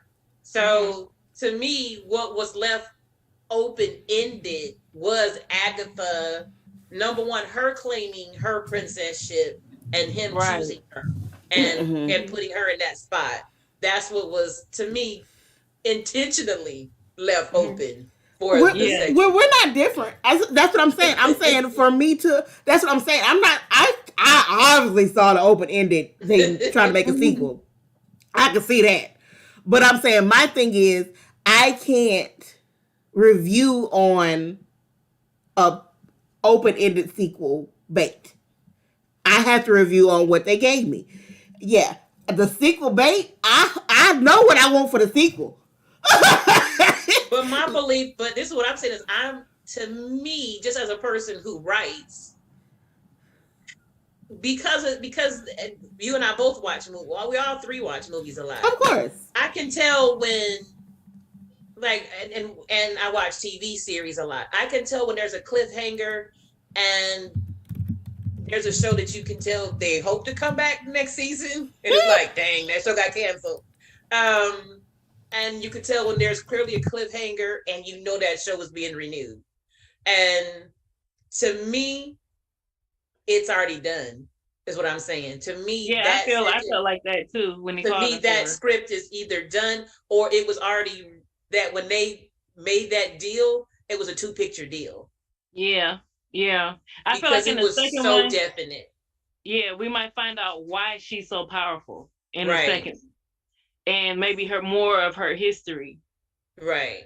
Because Because like there's they, something, even mhm. the way that they started it about her and her mom, even the way she said that they said that she's a witch and she don't know, like there were certain things in the beginning that to me, so much of her story wasn't told. Yeah, So to me, I just think, because there's something to her for sure. yeah. And I'm gonna tell you, when that man, when he killed Gregor, that hurt me. And I almost cried. That was so unnecessary. I was like, oh. Because I was feeling so sorry for Gregor. I was like, this boy Communicate to is her, just. and she saw who he was, and he was trying to communicate to her, and then it was like everything was going to be all right. And then he come out with his old princely self. Man, I was so mad when he killed Gregor. I was like, no. Because I was already feeling so sorry for Gregor. I was like, boy, this boy is not making it. Oh my No. gosh. But I definitely agree with what y'all were saying about the more than like it's a two picture deal. Yeah. Yeah. That's how, and that's the thing. I'm not saying it's not because I'm like the way Netflix works. I would be surprised if it's not in the second movie. But I'm saying because it reminds me of Lemony Snicket's. exactly. But like what you gave me, like what they gave me in the first movie is what I'm saying. I'm like I can Right. what you gave the what you gave me in the first movie. I don't like Sophie. You know, it's like I don't. That's the thing. It's like, and I'm not saying, you know, that's what I'm saying. I'm like, so I'm like, I think we really do agree, Renee and I. But it's just like, I don't agree with Sophie. Like, I don't like Sophie. I don't like her. I don't like her character. I don't like her character development. Like, I don't like it. I prefer Agatha because right. in a lot of ways she did have growth. She did. You know, in a lot of ways. She even got better at dressing more feminine, looking more feminine. Because in the beginning, I was thinking, how is she going to transition? Yeah, and not thinking if I dress like this, it's not me anymore. Because right.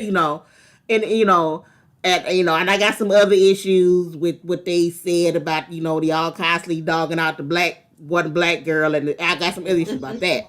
But I'm saying, I'm just team Agatha because of what they gave me in the first movie. Please be a second or third, and a third, at least a second.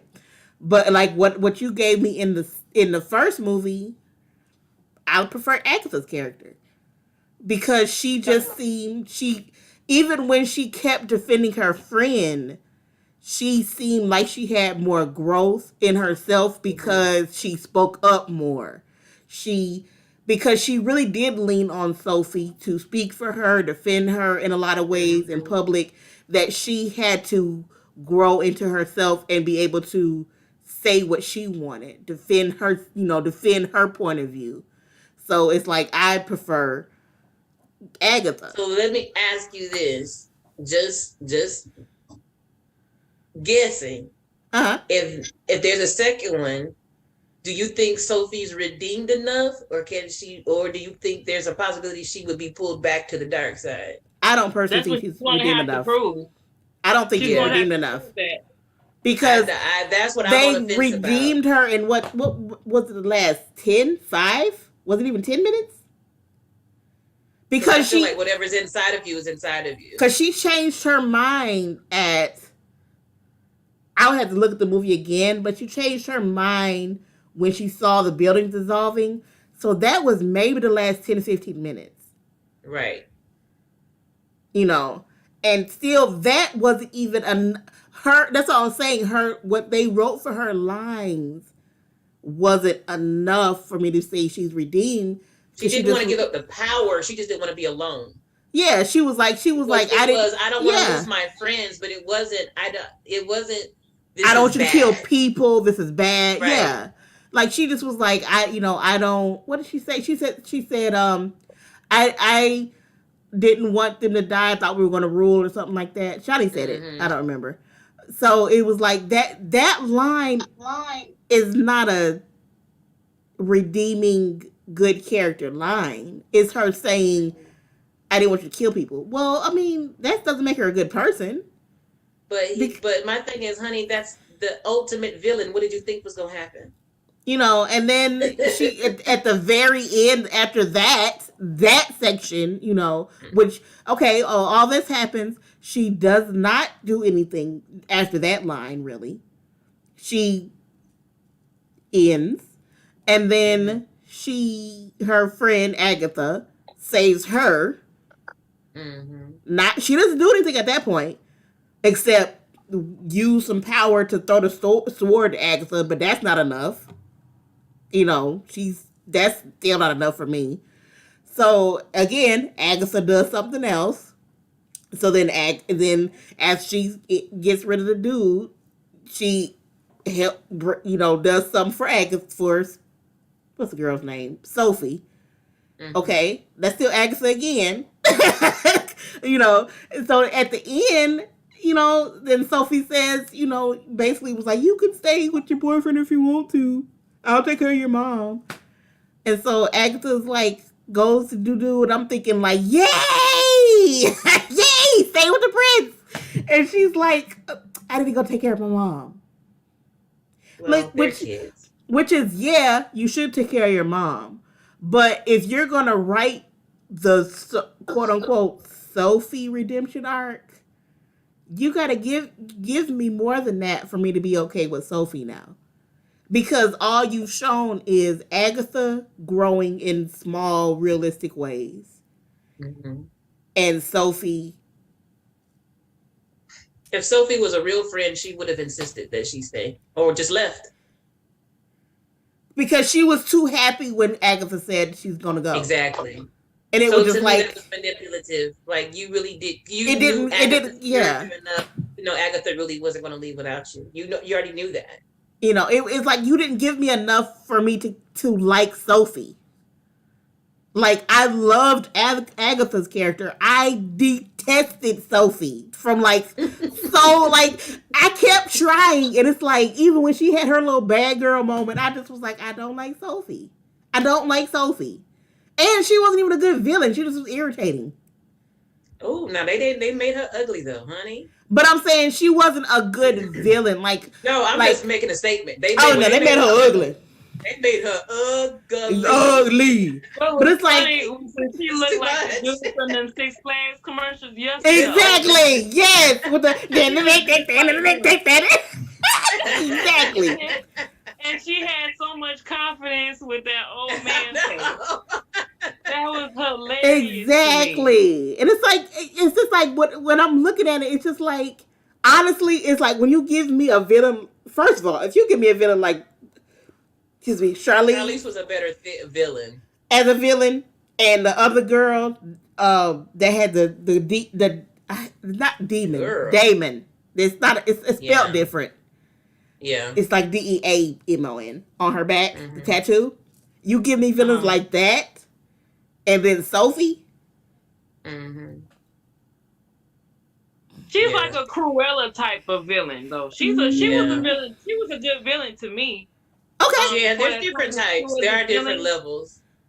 I think I Yeah. just didn't like her, so she couldn't redeem herself. I think you just You're making decided that in your very heart clear. I, Now you you know, when did it they not is like just now her. yeah. when they had the fight, now I'm not, me personally, and my sisters know I don't like horror. I don't like any No, type of blood, gore, anything. So when the fight scene first happened, I was like, "Ooh, I'm not gonna be able to watch this." I'm not. It was borderline for me. But what I will say, I admire um action movies and anything because I always think someone has to choreograph all this movement. And it and was that's what I so was much looking at. movement That's what I was looking happening at. that I was like, oh my gosh, this is beautiful. Like I was like, this is the most amazing dance sequence. It was Yeah, so beautiful.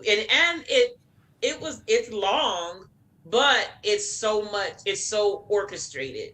It it was is. beautiful to me. And when you talk about Shadi said the girls in the evil dormitory, when they become good, I the love black that. girl, when I when love when that. when the swords were coming at them and she stops them and she threw that move and she sent them back, I was What? like, I love the black girl. I didn't go back and like look her because I don't think they ever said who her parent. Like some people they said whose parents was what. I'm trying to remember if they said who her parent They didn't. was. They didn't. Not her. They didn't. They said the one that had the demon. The demon. I think she's. I don't think they said hers either. They She said kept eating chocolate, so it might have had something to do with that's not the one that did the swords. It was the the other witch black girl. thing. That's not the one that did the swords though. That's a different one. The one that did the Oh, okay. chocolate it was the other one that was a more heavy set. That's the one that did the swords. Oh, okay. Okay, I know Yeah. who you're talking about. Yeah, the one that did the swords. They never said the one that did the chocolate. They never. I don't think they said who No, her they sure parent didn't. And was. just putting her in that white with the big bill sleeve, like they made her look so powerful in that Yes, moment. And just the look on her face, like she knew I'm about to do this. yes. She was like, You and gonna I was like, that would have been me. That would have been me. Like, oh, I got some power. Here we go. That was good. I loved it. Yeah. that was, and even to me, even the way, now I will give Sophie's character the credit when she turned the good evil, evil good, the flipping of the colors Oh yeah, and yeah, changing yeah. I them. love that. That Like, yeah, I was don't like her character, but incredible I to love me. that scene. That's That like, whole yeah, scene. that scene was And then amazing. I'm personally, now I think Britney Spears has a lot of good songs. Toxic was not one of my favorite songs, but All right, we'll see that y'all next week. We'll see y'all next week. We're I'm just saying sorry. it's not one of my. I didn't say I hated it. I'm just saying it was not one You of could have my kept that to favorites. yourself. But if we're gonna review, we're gonna review. You said any things tonight that'll rub me wrong, I'll let you speak. Now, This is a judgment-free space. This is a judgment-free space. This I'm is judging. a judgment. y'all just gave me the ugliest faces in the world for saying All right, this. all right. Here we go. Okay, start over. Here we go. Here we go. But the point I'm getting to was that remix of Toxic. Ah, For that fight, girl. When that started, I was in my room talking to every and what? I was just like, they making me like Toxic because that right there was everything. You That see was why? fire. You That see why was Toxic is amazing as an amazing song. Slowing it down like that, I was just like, Yeah. oh my gosh. Toxic is a very like for me personally, I like the original version of Toxic. I remember the video, but Toxic is a song I've always liked when like a good band, artist, whatever, slows it down and makes it different because it can Right. work that way because of the lyrics and stuff to it. But when I heard it in the movie, I was like, yes. Yes, that's my song. I'm about to get the soundtrack. That was fire. I was just like, whoever the musical director is, they earned their coins just on that. Just on that, And I'm yeah. thinking, like, maybe they picked that song because nobody in the movie is being honest with who they really are, and that makes all the relationships toxic. Shawty's so deep. She is. Like nobody is. Nobody's being honest. But that's what Agatha was saying to Dean Lovey. Yeah. when she Dovey, told her that Dovey, Dovey, whatever her like name is, Dove. Carrie. Uh huh. When she was telling her that old boy was there. That's what she was saying. You got evil that's right here, and no Right. one is being honest. Mhm. Which Yep. that lit Carrie up, boy. She was like, "What?" She was When like, she. "That's so new." Yeah. Now that got Yeah, me because when there I was some realized evil in that Carrie and there was some good in Charlize. yeah, when that twist when you realize that the headmaster was really the evil brother, I was like, "What you see?" I just always want Lawrence to be good. I couldn't handle that at first. Yeah, that was a twist, but at least he was the facade of the good Right, brother. right. What a twist! I think It was I a twist. That liked. one got me. I think Kerry Washington. I love just because I love Kerry Washington, but I love Kerry Washington because her character, if you're a person that's paying attention, she shows that she has dimensions and stuff early on in her appearance in the movie. And then they keep growing on that. Like they keep growing on she comes out as just being shallow, nothing, be pretty, be nice, be a princess. And then she keeps having spurts of no, this is my real The character, but depth. we Yeah. have to be this, we have to be this, we have to be this. Mm-hmm. That depth, yeah, that depth, keeps peeking through. Like Mm-hmm. I think one of my favorite scenes from her is the one at the lake, after Oh the my lake gosh, that's the incident, scene. and That's the scene. she like after everybody's gone and she like talks to Agatha. I'm Ask her like, what she said. What's you wrong with you? you see that like depth that Yeah. because you see she's really trying to just be this shallow, pretty princess queen character, but Mm-hmm. this is really who I am. Like I'm trying to help you, but this is what's going. Like You that. know Like what that Carrie. reminded me of, Ugh. though? It reminded me of the episode of America's Next Top Model when Tyra snapped on that girl. We were rooting for you. We were all rooting for you. That's really what it reminded me It did. of. It did. Mm-hmm. Yes. And that's how I can feel when you really are believing in somebody and they're not getting it. For all the years Yeah. I've worked with Because she teenagers, couldn't tell her, you know, anything really. She had to just kind of just be. you have to discover that. She has Yeah. to just kind of be a certain way because she's like, I can't. She knows stuff is going on in the school, but she can't tell Agatha. Mm-hmm. So she has to just kind of be like, listen to what I'm not And she telling can't you. tell Agatha who she is. Agatha has to discover that. That's why she was saying, "What's wrong with you? Don't you see it? You're Yeah. so busy trying to be anti that you're not being who you are."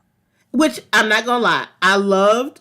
Now the one of the things I loved is that they didn't do a white savior movie I appreciated that so much. because I'm so good on those. Like Right. I'm so good. I don't need to see any other white savior movie. But like I do love that they didn't do that. Like I do like that, and that's what I was saying. Is like Agatha's growth is so subtle. If you're not paying attention, you'll miss it. What her changes are, but like if they had a made the prince save her, or Sophie be the savior or something, I'd have been like, no, I'm good. Don't y'all show me another white savior movie.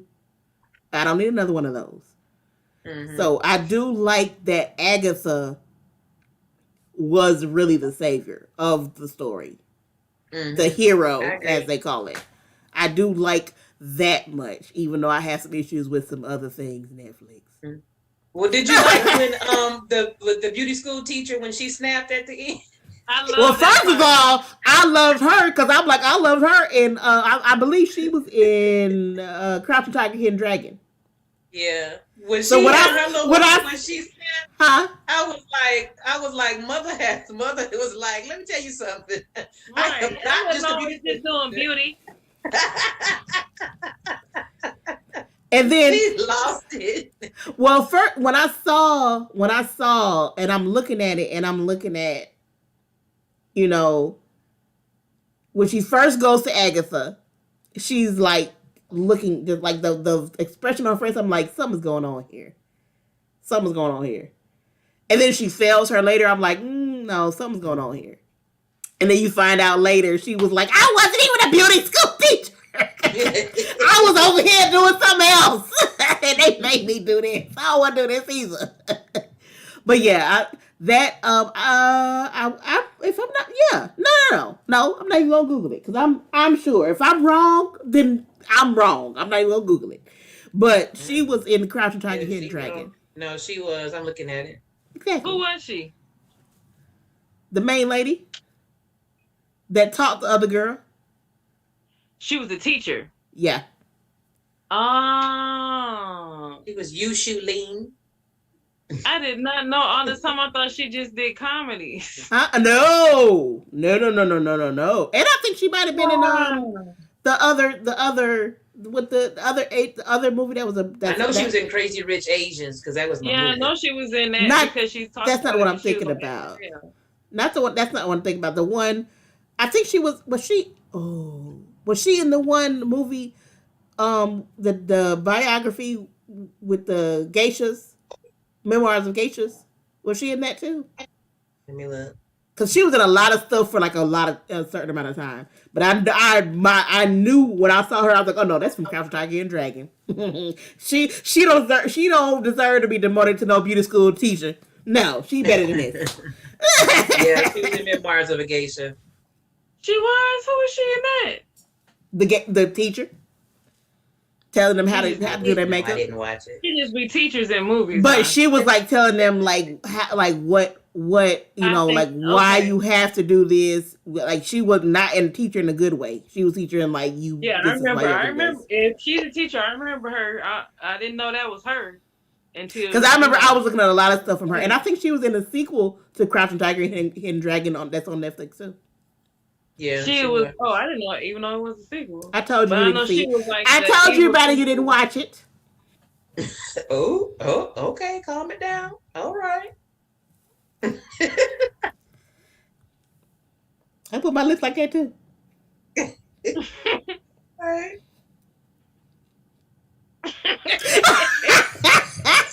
I'm not even paying you all any attention at the moment. But yeah, I saw the sequel and the first one. Like Crouching Tiger is an amazing movie. That was like the first movie I ever saw that's with subtitles, and I was like, now, y'all know that is not my I style. can do subtitles. I would rather subtitles than people speaking one language and then the subs of Americans speaking and two actors trying to mesh together. I'm like, nah. the words that can box on the screen. Nah. Crouching Tiger. Looking at these people and Crouching Tiger with subtitles coming out of nowhere. No, I do subtitles. I love subtitles. I'll read. Don't worry about it. Don't do that no more. I don't like that. We over here on Crouching Tiger and Memoirs of a Geisha. So overall, for me, I've said all I want to say about the movie. I absolutely loved it, and if I was going to rate The School for Good and Evil, I would have to give it. Look up into the heavens. What Scott says. Rewrap. I honestly, if I would give it these for storyline, acting, musical score, the costuming was bad. We didn't even get into that. The costuming was bad. Everything. I would honestly give it a 9. It was really good to me. I can see why you would give it a 9. And after what I had to suffer with Disenchanted. Oh, yeah. My soul needed something else. But I honestly give it a 9. I would recommend it for anybody. Oh, for me personally, over the age of 12, I still think it had some Yeah. storylines and some plot. I wouldn't recommend it for anybody Well, under just even the under 12. Gregors, the For Gregor me scene. personally, now I know Chantilly watched it with her daughters. I think if that you know what you want your children to see, but for me, I don't want to be responsible for recommending it for anybody younger than 12, just because you know your sensibilities for your children. Exactly. I would have for mine. I know for a young Leah, I couldn't have handled it. The Gregor scene would have messed me up. What? That Like, fight scene? no, not that No, scene. that fight scene with me young I wouldn't have slept. The scene when Gregor was transforming would have really messed me up. The killing him scene. What? That's what I was like. That scene when I was younger. And the Blue Forest scene. That was too much. That pumpkin come to life. That was a lot. Yeah. I know what I could have handled. It was a lot. Nah. You know, when I wait, let's be real. It took me a minute to really get through the Wizard of Oz when I was a kid. Like when that Reaper came up, and I was like, no. Yep. I would not have been able to have that young. So yeah, so you know what your family can and can't handle. But overall, I think it was a phenomenal phenom, and you'll love it. What about you, Shana? I want to give it a strong something between 7.5 and 8. What is you with the fives? You 5 last week. You give it a whole number. I give it a 7.75. No, you didn't say 7.75. She's choking me. No. You can't get an 8. You can't round it up to 8. Give it an 8, ma'am. I give it an 8. Okay, why do you give it a 7? Why do you give it a 7.25?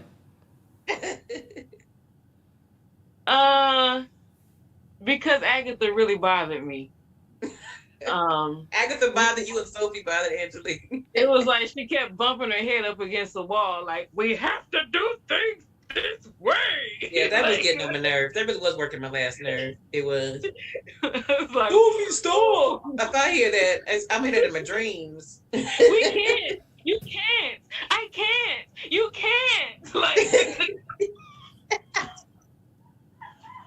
that was a lot.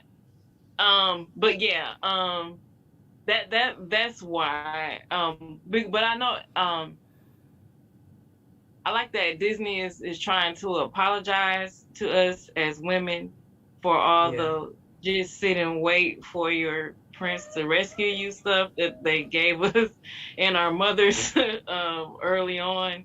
So I like that they're allowing the female leads to rescue themselves, but Agatha is the main reason why. I mean, she could have let the prince do a little bit. Like she was really, she was wearing him out.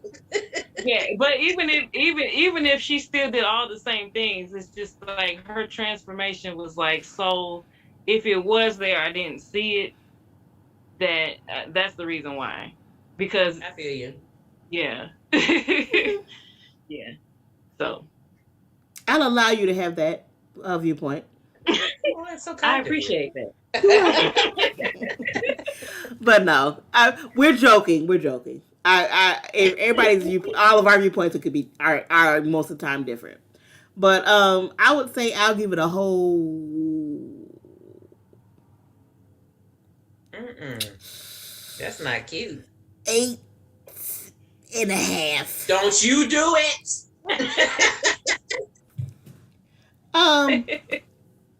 Yeah. So I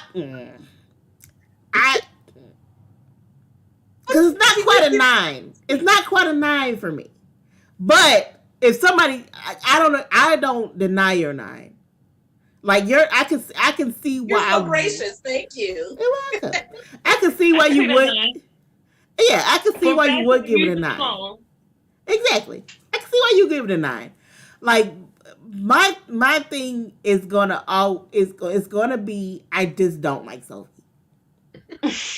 And they put just so much focus Should on they call her. you next time they write the They script and should. you write it with They them? put so much focus on her for like to be like, look, she changed. And it's like, no, she didn't. It's like y'all didn't, like you can't just say, like almost just say, look, she changed. And she didn't. You know. And when I'm even if it's subtle, I can visually look and see Agatha's change compared to Sophie's. When Sophie, Agatha didn't change. well, that's I what I'm didn't. saying. But I'm saying like Sophie is way more like Sophie was almost written like we this look she changed, but it's like no, that's pretty much been No, her the I whole hear you. movie. I understand. It's like you can't just tell me she changed in the You gotta prove it. writing, and I'm just Yeah. gonna be like, yeah, she changed, and it's like, well, no, she didn't. I didn't see it. When I'm seeing, even if it's subtle changes, Agatha really did change because Sophie almost went back to what she was in the beginning of the movie of I'm gonna be your friend and do this thing. Look at me being your friend. Like that was her behavior in the beginning of the movie of I'm doing this stuff for you. See?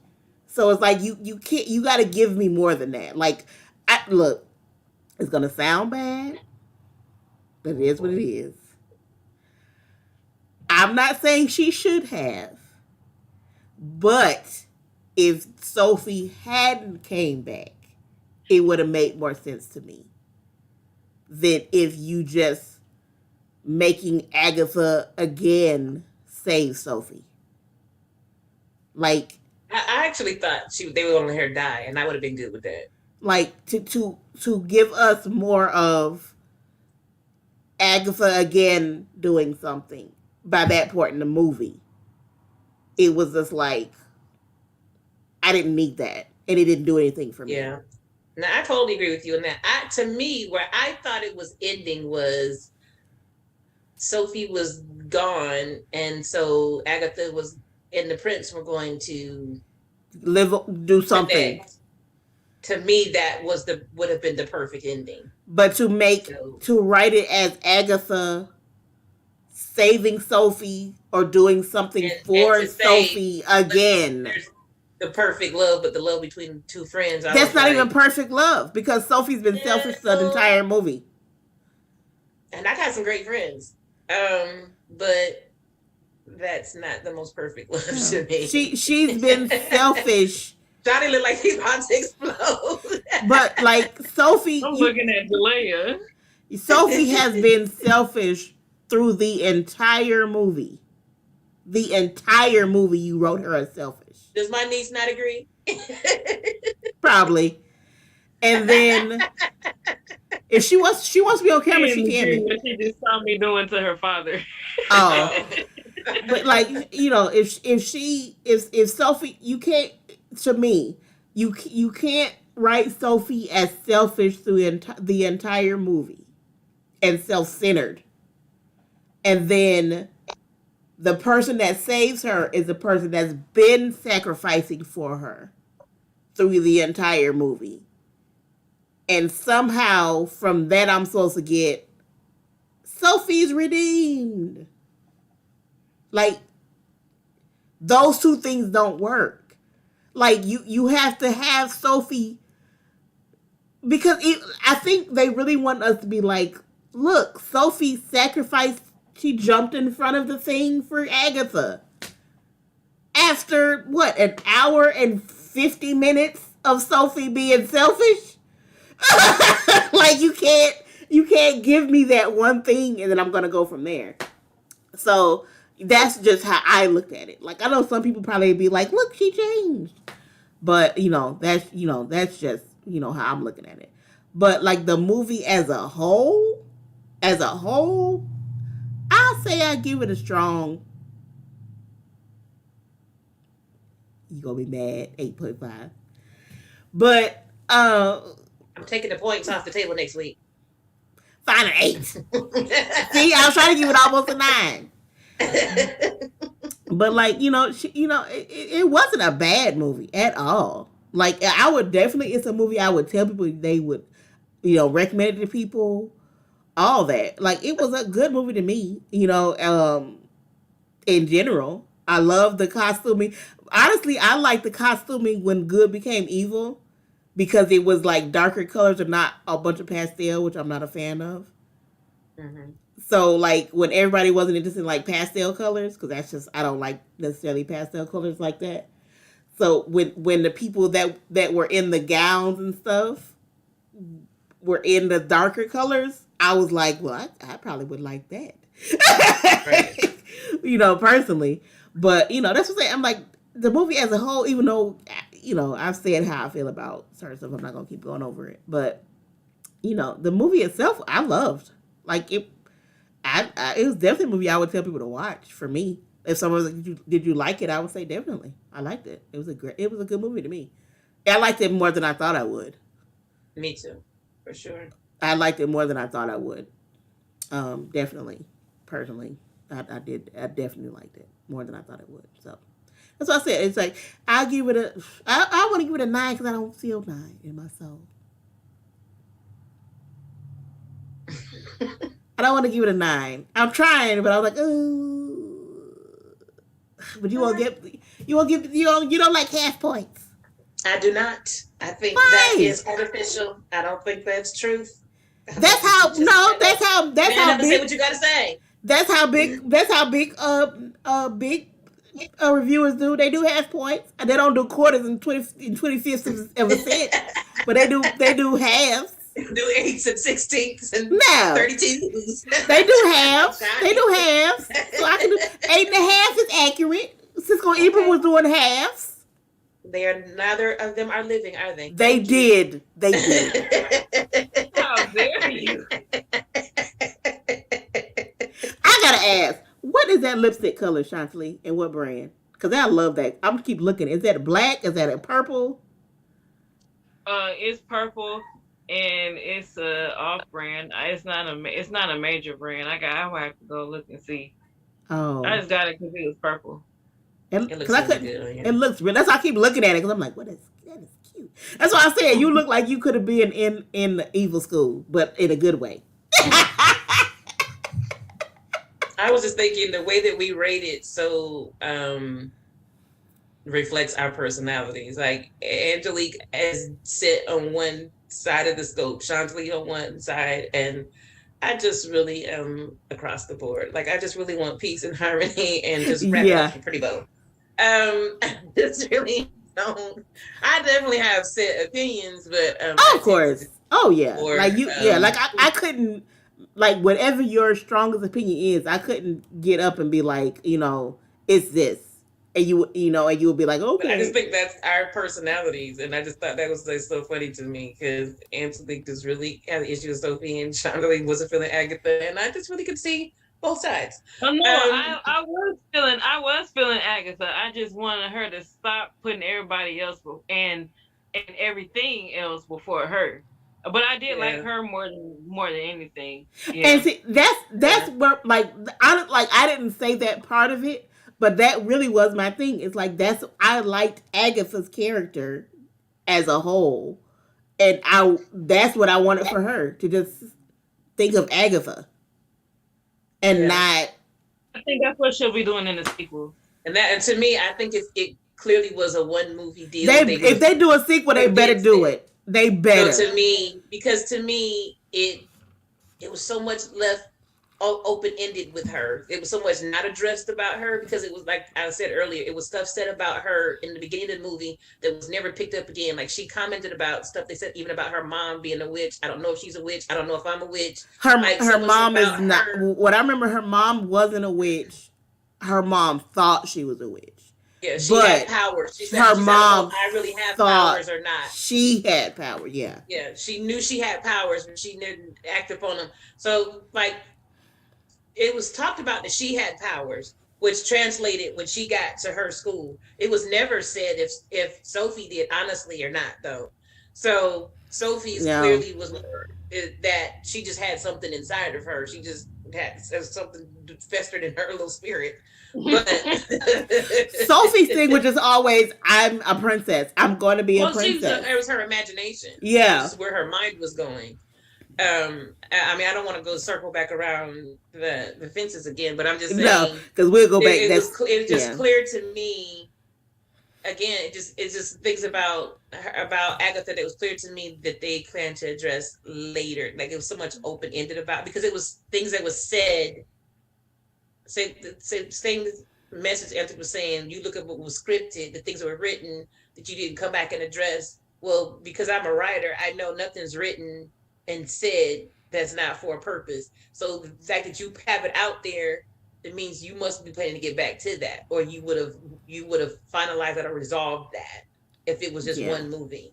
My thing is always going to be, makes it exciting. Then it's like, okay, I can't wait. Then they can't be like, because it's on Netflix. It's not going to be 2 years from now. No, and that's the thing. My thing is always going to be with this movie. They have to do a second movie, because if you don't do a second movie, you've left me with all the issues of the first movie that are just going to be an issue with the first movie. Right. And they're not, like I said. Yeah, so you have to do it. If you don't, you have to do it.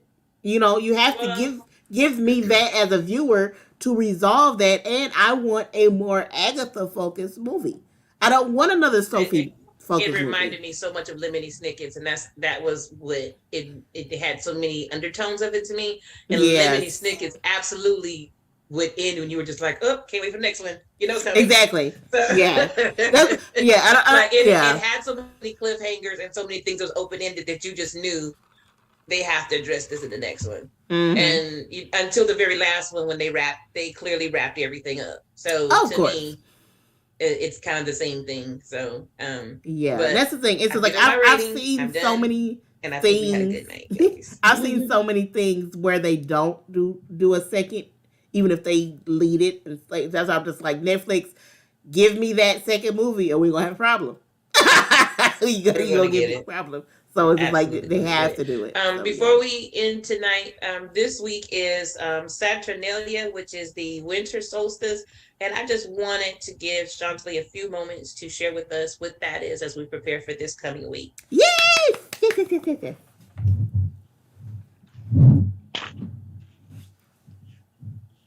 Ouch.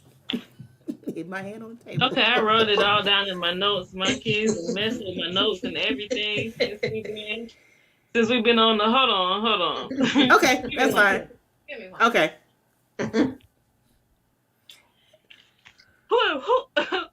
Who remembers Dreamgirls?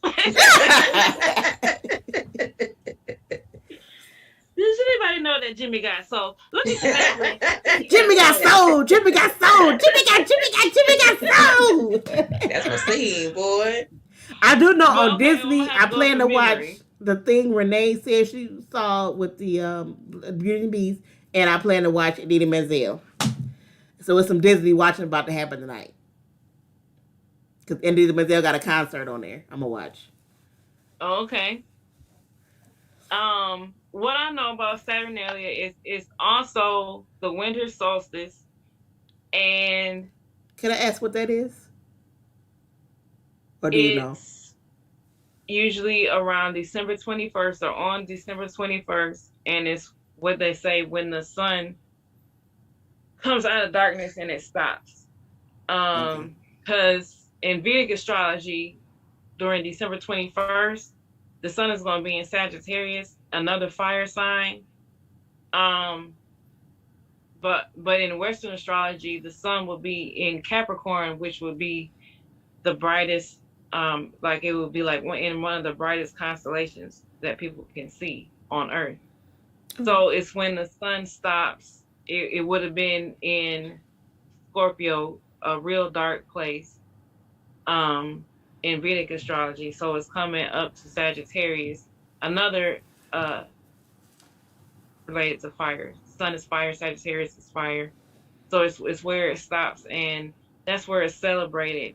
And it has a lot to do with celebrating the sun, like basically stopping and blessing the seeds that are in the ground, because a lot of stuff has to do with farming. A lot of our rituals have to do with growing stuff. That makes sense. That So actually makes sense. yeah. So the ground is cold, but then the sun stops, and this is when they celebrate because they know the seeds that they planted, they're going to be warm and they're going to start gestating, and they're really celebrating the fertility and the growth and the success of their crops, of their fields, of their plants. And that's really what the winter solstice is all about, is just celebrating what the seeds that they're planting right now. And it makes sense because even in modern times, like right now, we're thinking about what goals do we need to set for the next year. We're thinking about what changes do we need to make for the next year. And so we're still planting seeds, even if they're not seeds in the ground. And even with physical seeds in the ground, we need to be thinking about, how are we going to be grateful and be thankful right now for the goals that we're setting right now for the next year, for our crops, whatever those crops might be, whether it's a better relationship with your kids, whether it's health, whether it's money issues, whether it's your business, whatever it is. It's being thankful and praying for the blessings of them right now. And I was looking at, they were saying that one of the herbs that are connected to the sun is ash, because the sun is hot, you know. So ash, when they, around Christmas, and they show all the videos with the fires burning, and you hear the little crackling and all that.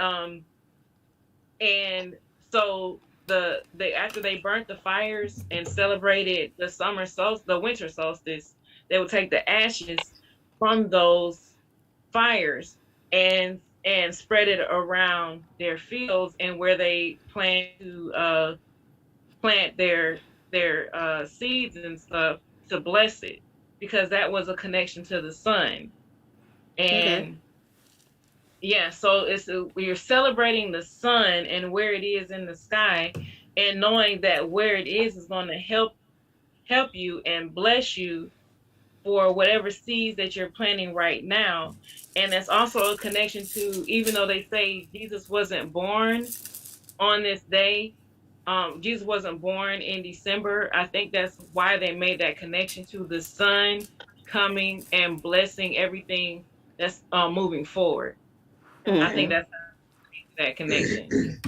Okay. So yeah, that's what the summer solstice is all about. Just bless whatever goals, whatever you're planning right now, bless it moving forward, and just be grateful for success, joy, fun, romance, all that kind of stuff Okay. that the sun Oh, represents. I'm feeling that. And romance is major in my life right now. Bless All it. right. I don't hear about no That's not romance. nice. That's not nice. I don't hear about no romance. I don't hear no romance. The year's not over. It's not the 21st. You might have something happen between now and the 21st. It better. Is she threatening the sun? Ain't been no romance in years. Lord and Savior. Ain't been no romance in years. Oh, also Holly is related to holy King Jesus. That's what also I saw in my researches. Okay. Okay. Get you some hollies. Get you some hollies. Okay. All right. It's been wonderful as always to talk with you, my dear sisters. And it's crazy. Angelique and I live in the same city, and I actually don't physically see her very often. It feels like you are very far away, and you are actually just a few minutes away. Yeah. But we are very busy, and COVID is still real. So Hello. Because I'm not trying to get her sick, and she ain't trying to get me stay sick. at your house. Exactly. Because I ain't trying to get her sick, and she ain't trying to get me sick. Ain't no reason to sit here and play games. We don't play games. No. Um, and of course we miss Chantilly all the way in Arkansas, and of I course, can say it. yeah, and I will be relocating soon, so we will all be in different places. But for now, thank God for technology and the internet, which keeps us feeling near and dear to each other and to all of our listeners. We hope that you have enjoyed tonight's show. And if you haven't seen The School for Good and Evil, well, it's the weekend. What a perfect time to sit down and watch Check it something out. with your family, with your loved ones. Chantilly has let us know it's time for the winter solstice. So if you uh, want something to watch with your loved ones, with the one that you have some romance with, or maybe a reason to spark some romance, well, there's a good movie to watch. Maybe that's it, Angelique. Invite somebody to come watch a movie with you. Okay. Right there with your chandelier. And sit down Uh-huh. with the chandelier. That's what I'm gonna do.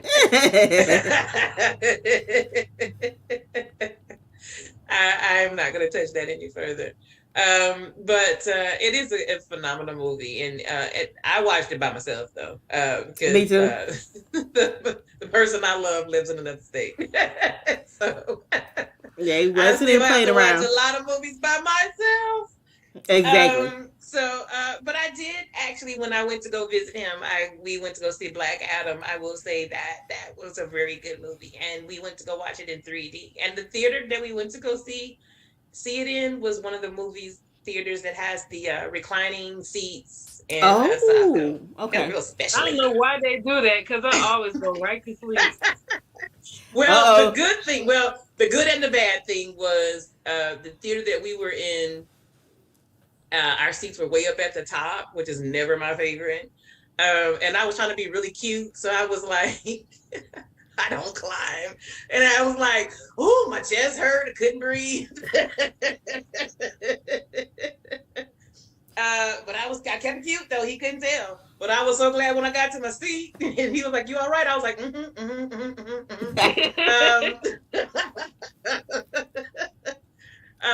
and I was so thankful that he volunteered to go get the popcorn and the treats because Leah For real. nowhere else. For real. No, we done. So our seats reclined, but they didn't recline like the people that were in rows in front of us. But it was a great movie. It was better than I thought it was going to be. So I agree. I definitely agree with that. Again. But I'll watch anything with Dwayne in it, though. I mean, it's Dwayne. I still need to watch it. So, but yeah, it's Dwayne. And I ain't gonna lie. Like that's literally the only reason I wanted to watch it. Like I ain't gonna lie. Like it was not about the lore. Nah, it was because he was in it. Dwayne. I tell you what made me proud, and I didn't think about it. We talked about it on the after we left. That it was a complete cast of people of color, and that made me very proud. I mean, when you think of all the leading cast for everybody's people of color, and we've come a long way. Because I mean, we went in those kind of movies. That wasn't us. It wasn't Black and brown people. So everybody leading that cast is brown, and you can't help but be proud when you see that. So it's good. Though. But having said that. I mean, y'all just drinking and eating and what the Well, look, heck? my throat is dry. It's been 3 hours. I gotta give it a break. That being said, we have enjoyed you all tonight. Thank you so much for sitting in with us.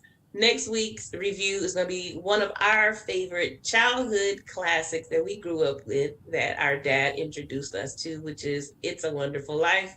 That I can already give you my rating ahead of time. That's a 10 out of 10, baby. But we're going to break that on down and enjoy that and reliving some of our childhood memories. And then at the end of the month, we are going to close out the year on the 30th with Mom and Dad Elijah. It's going to be a family affair, and you will not want to miss that. So that being said, thank you for letting our family be your family. My name is Leah. I went ahead. My name is Chantilly. And I'm Angelique. Thank you once again for letting our family be your family. You have a fabulous night. See y'all later.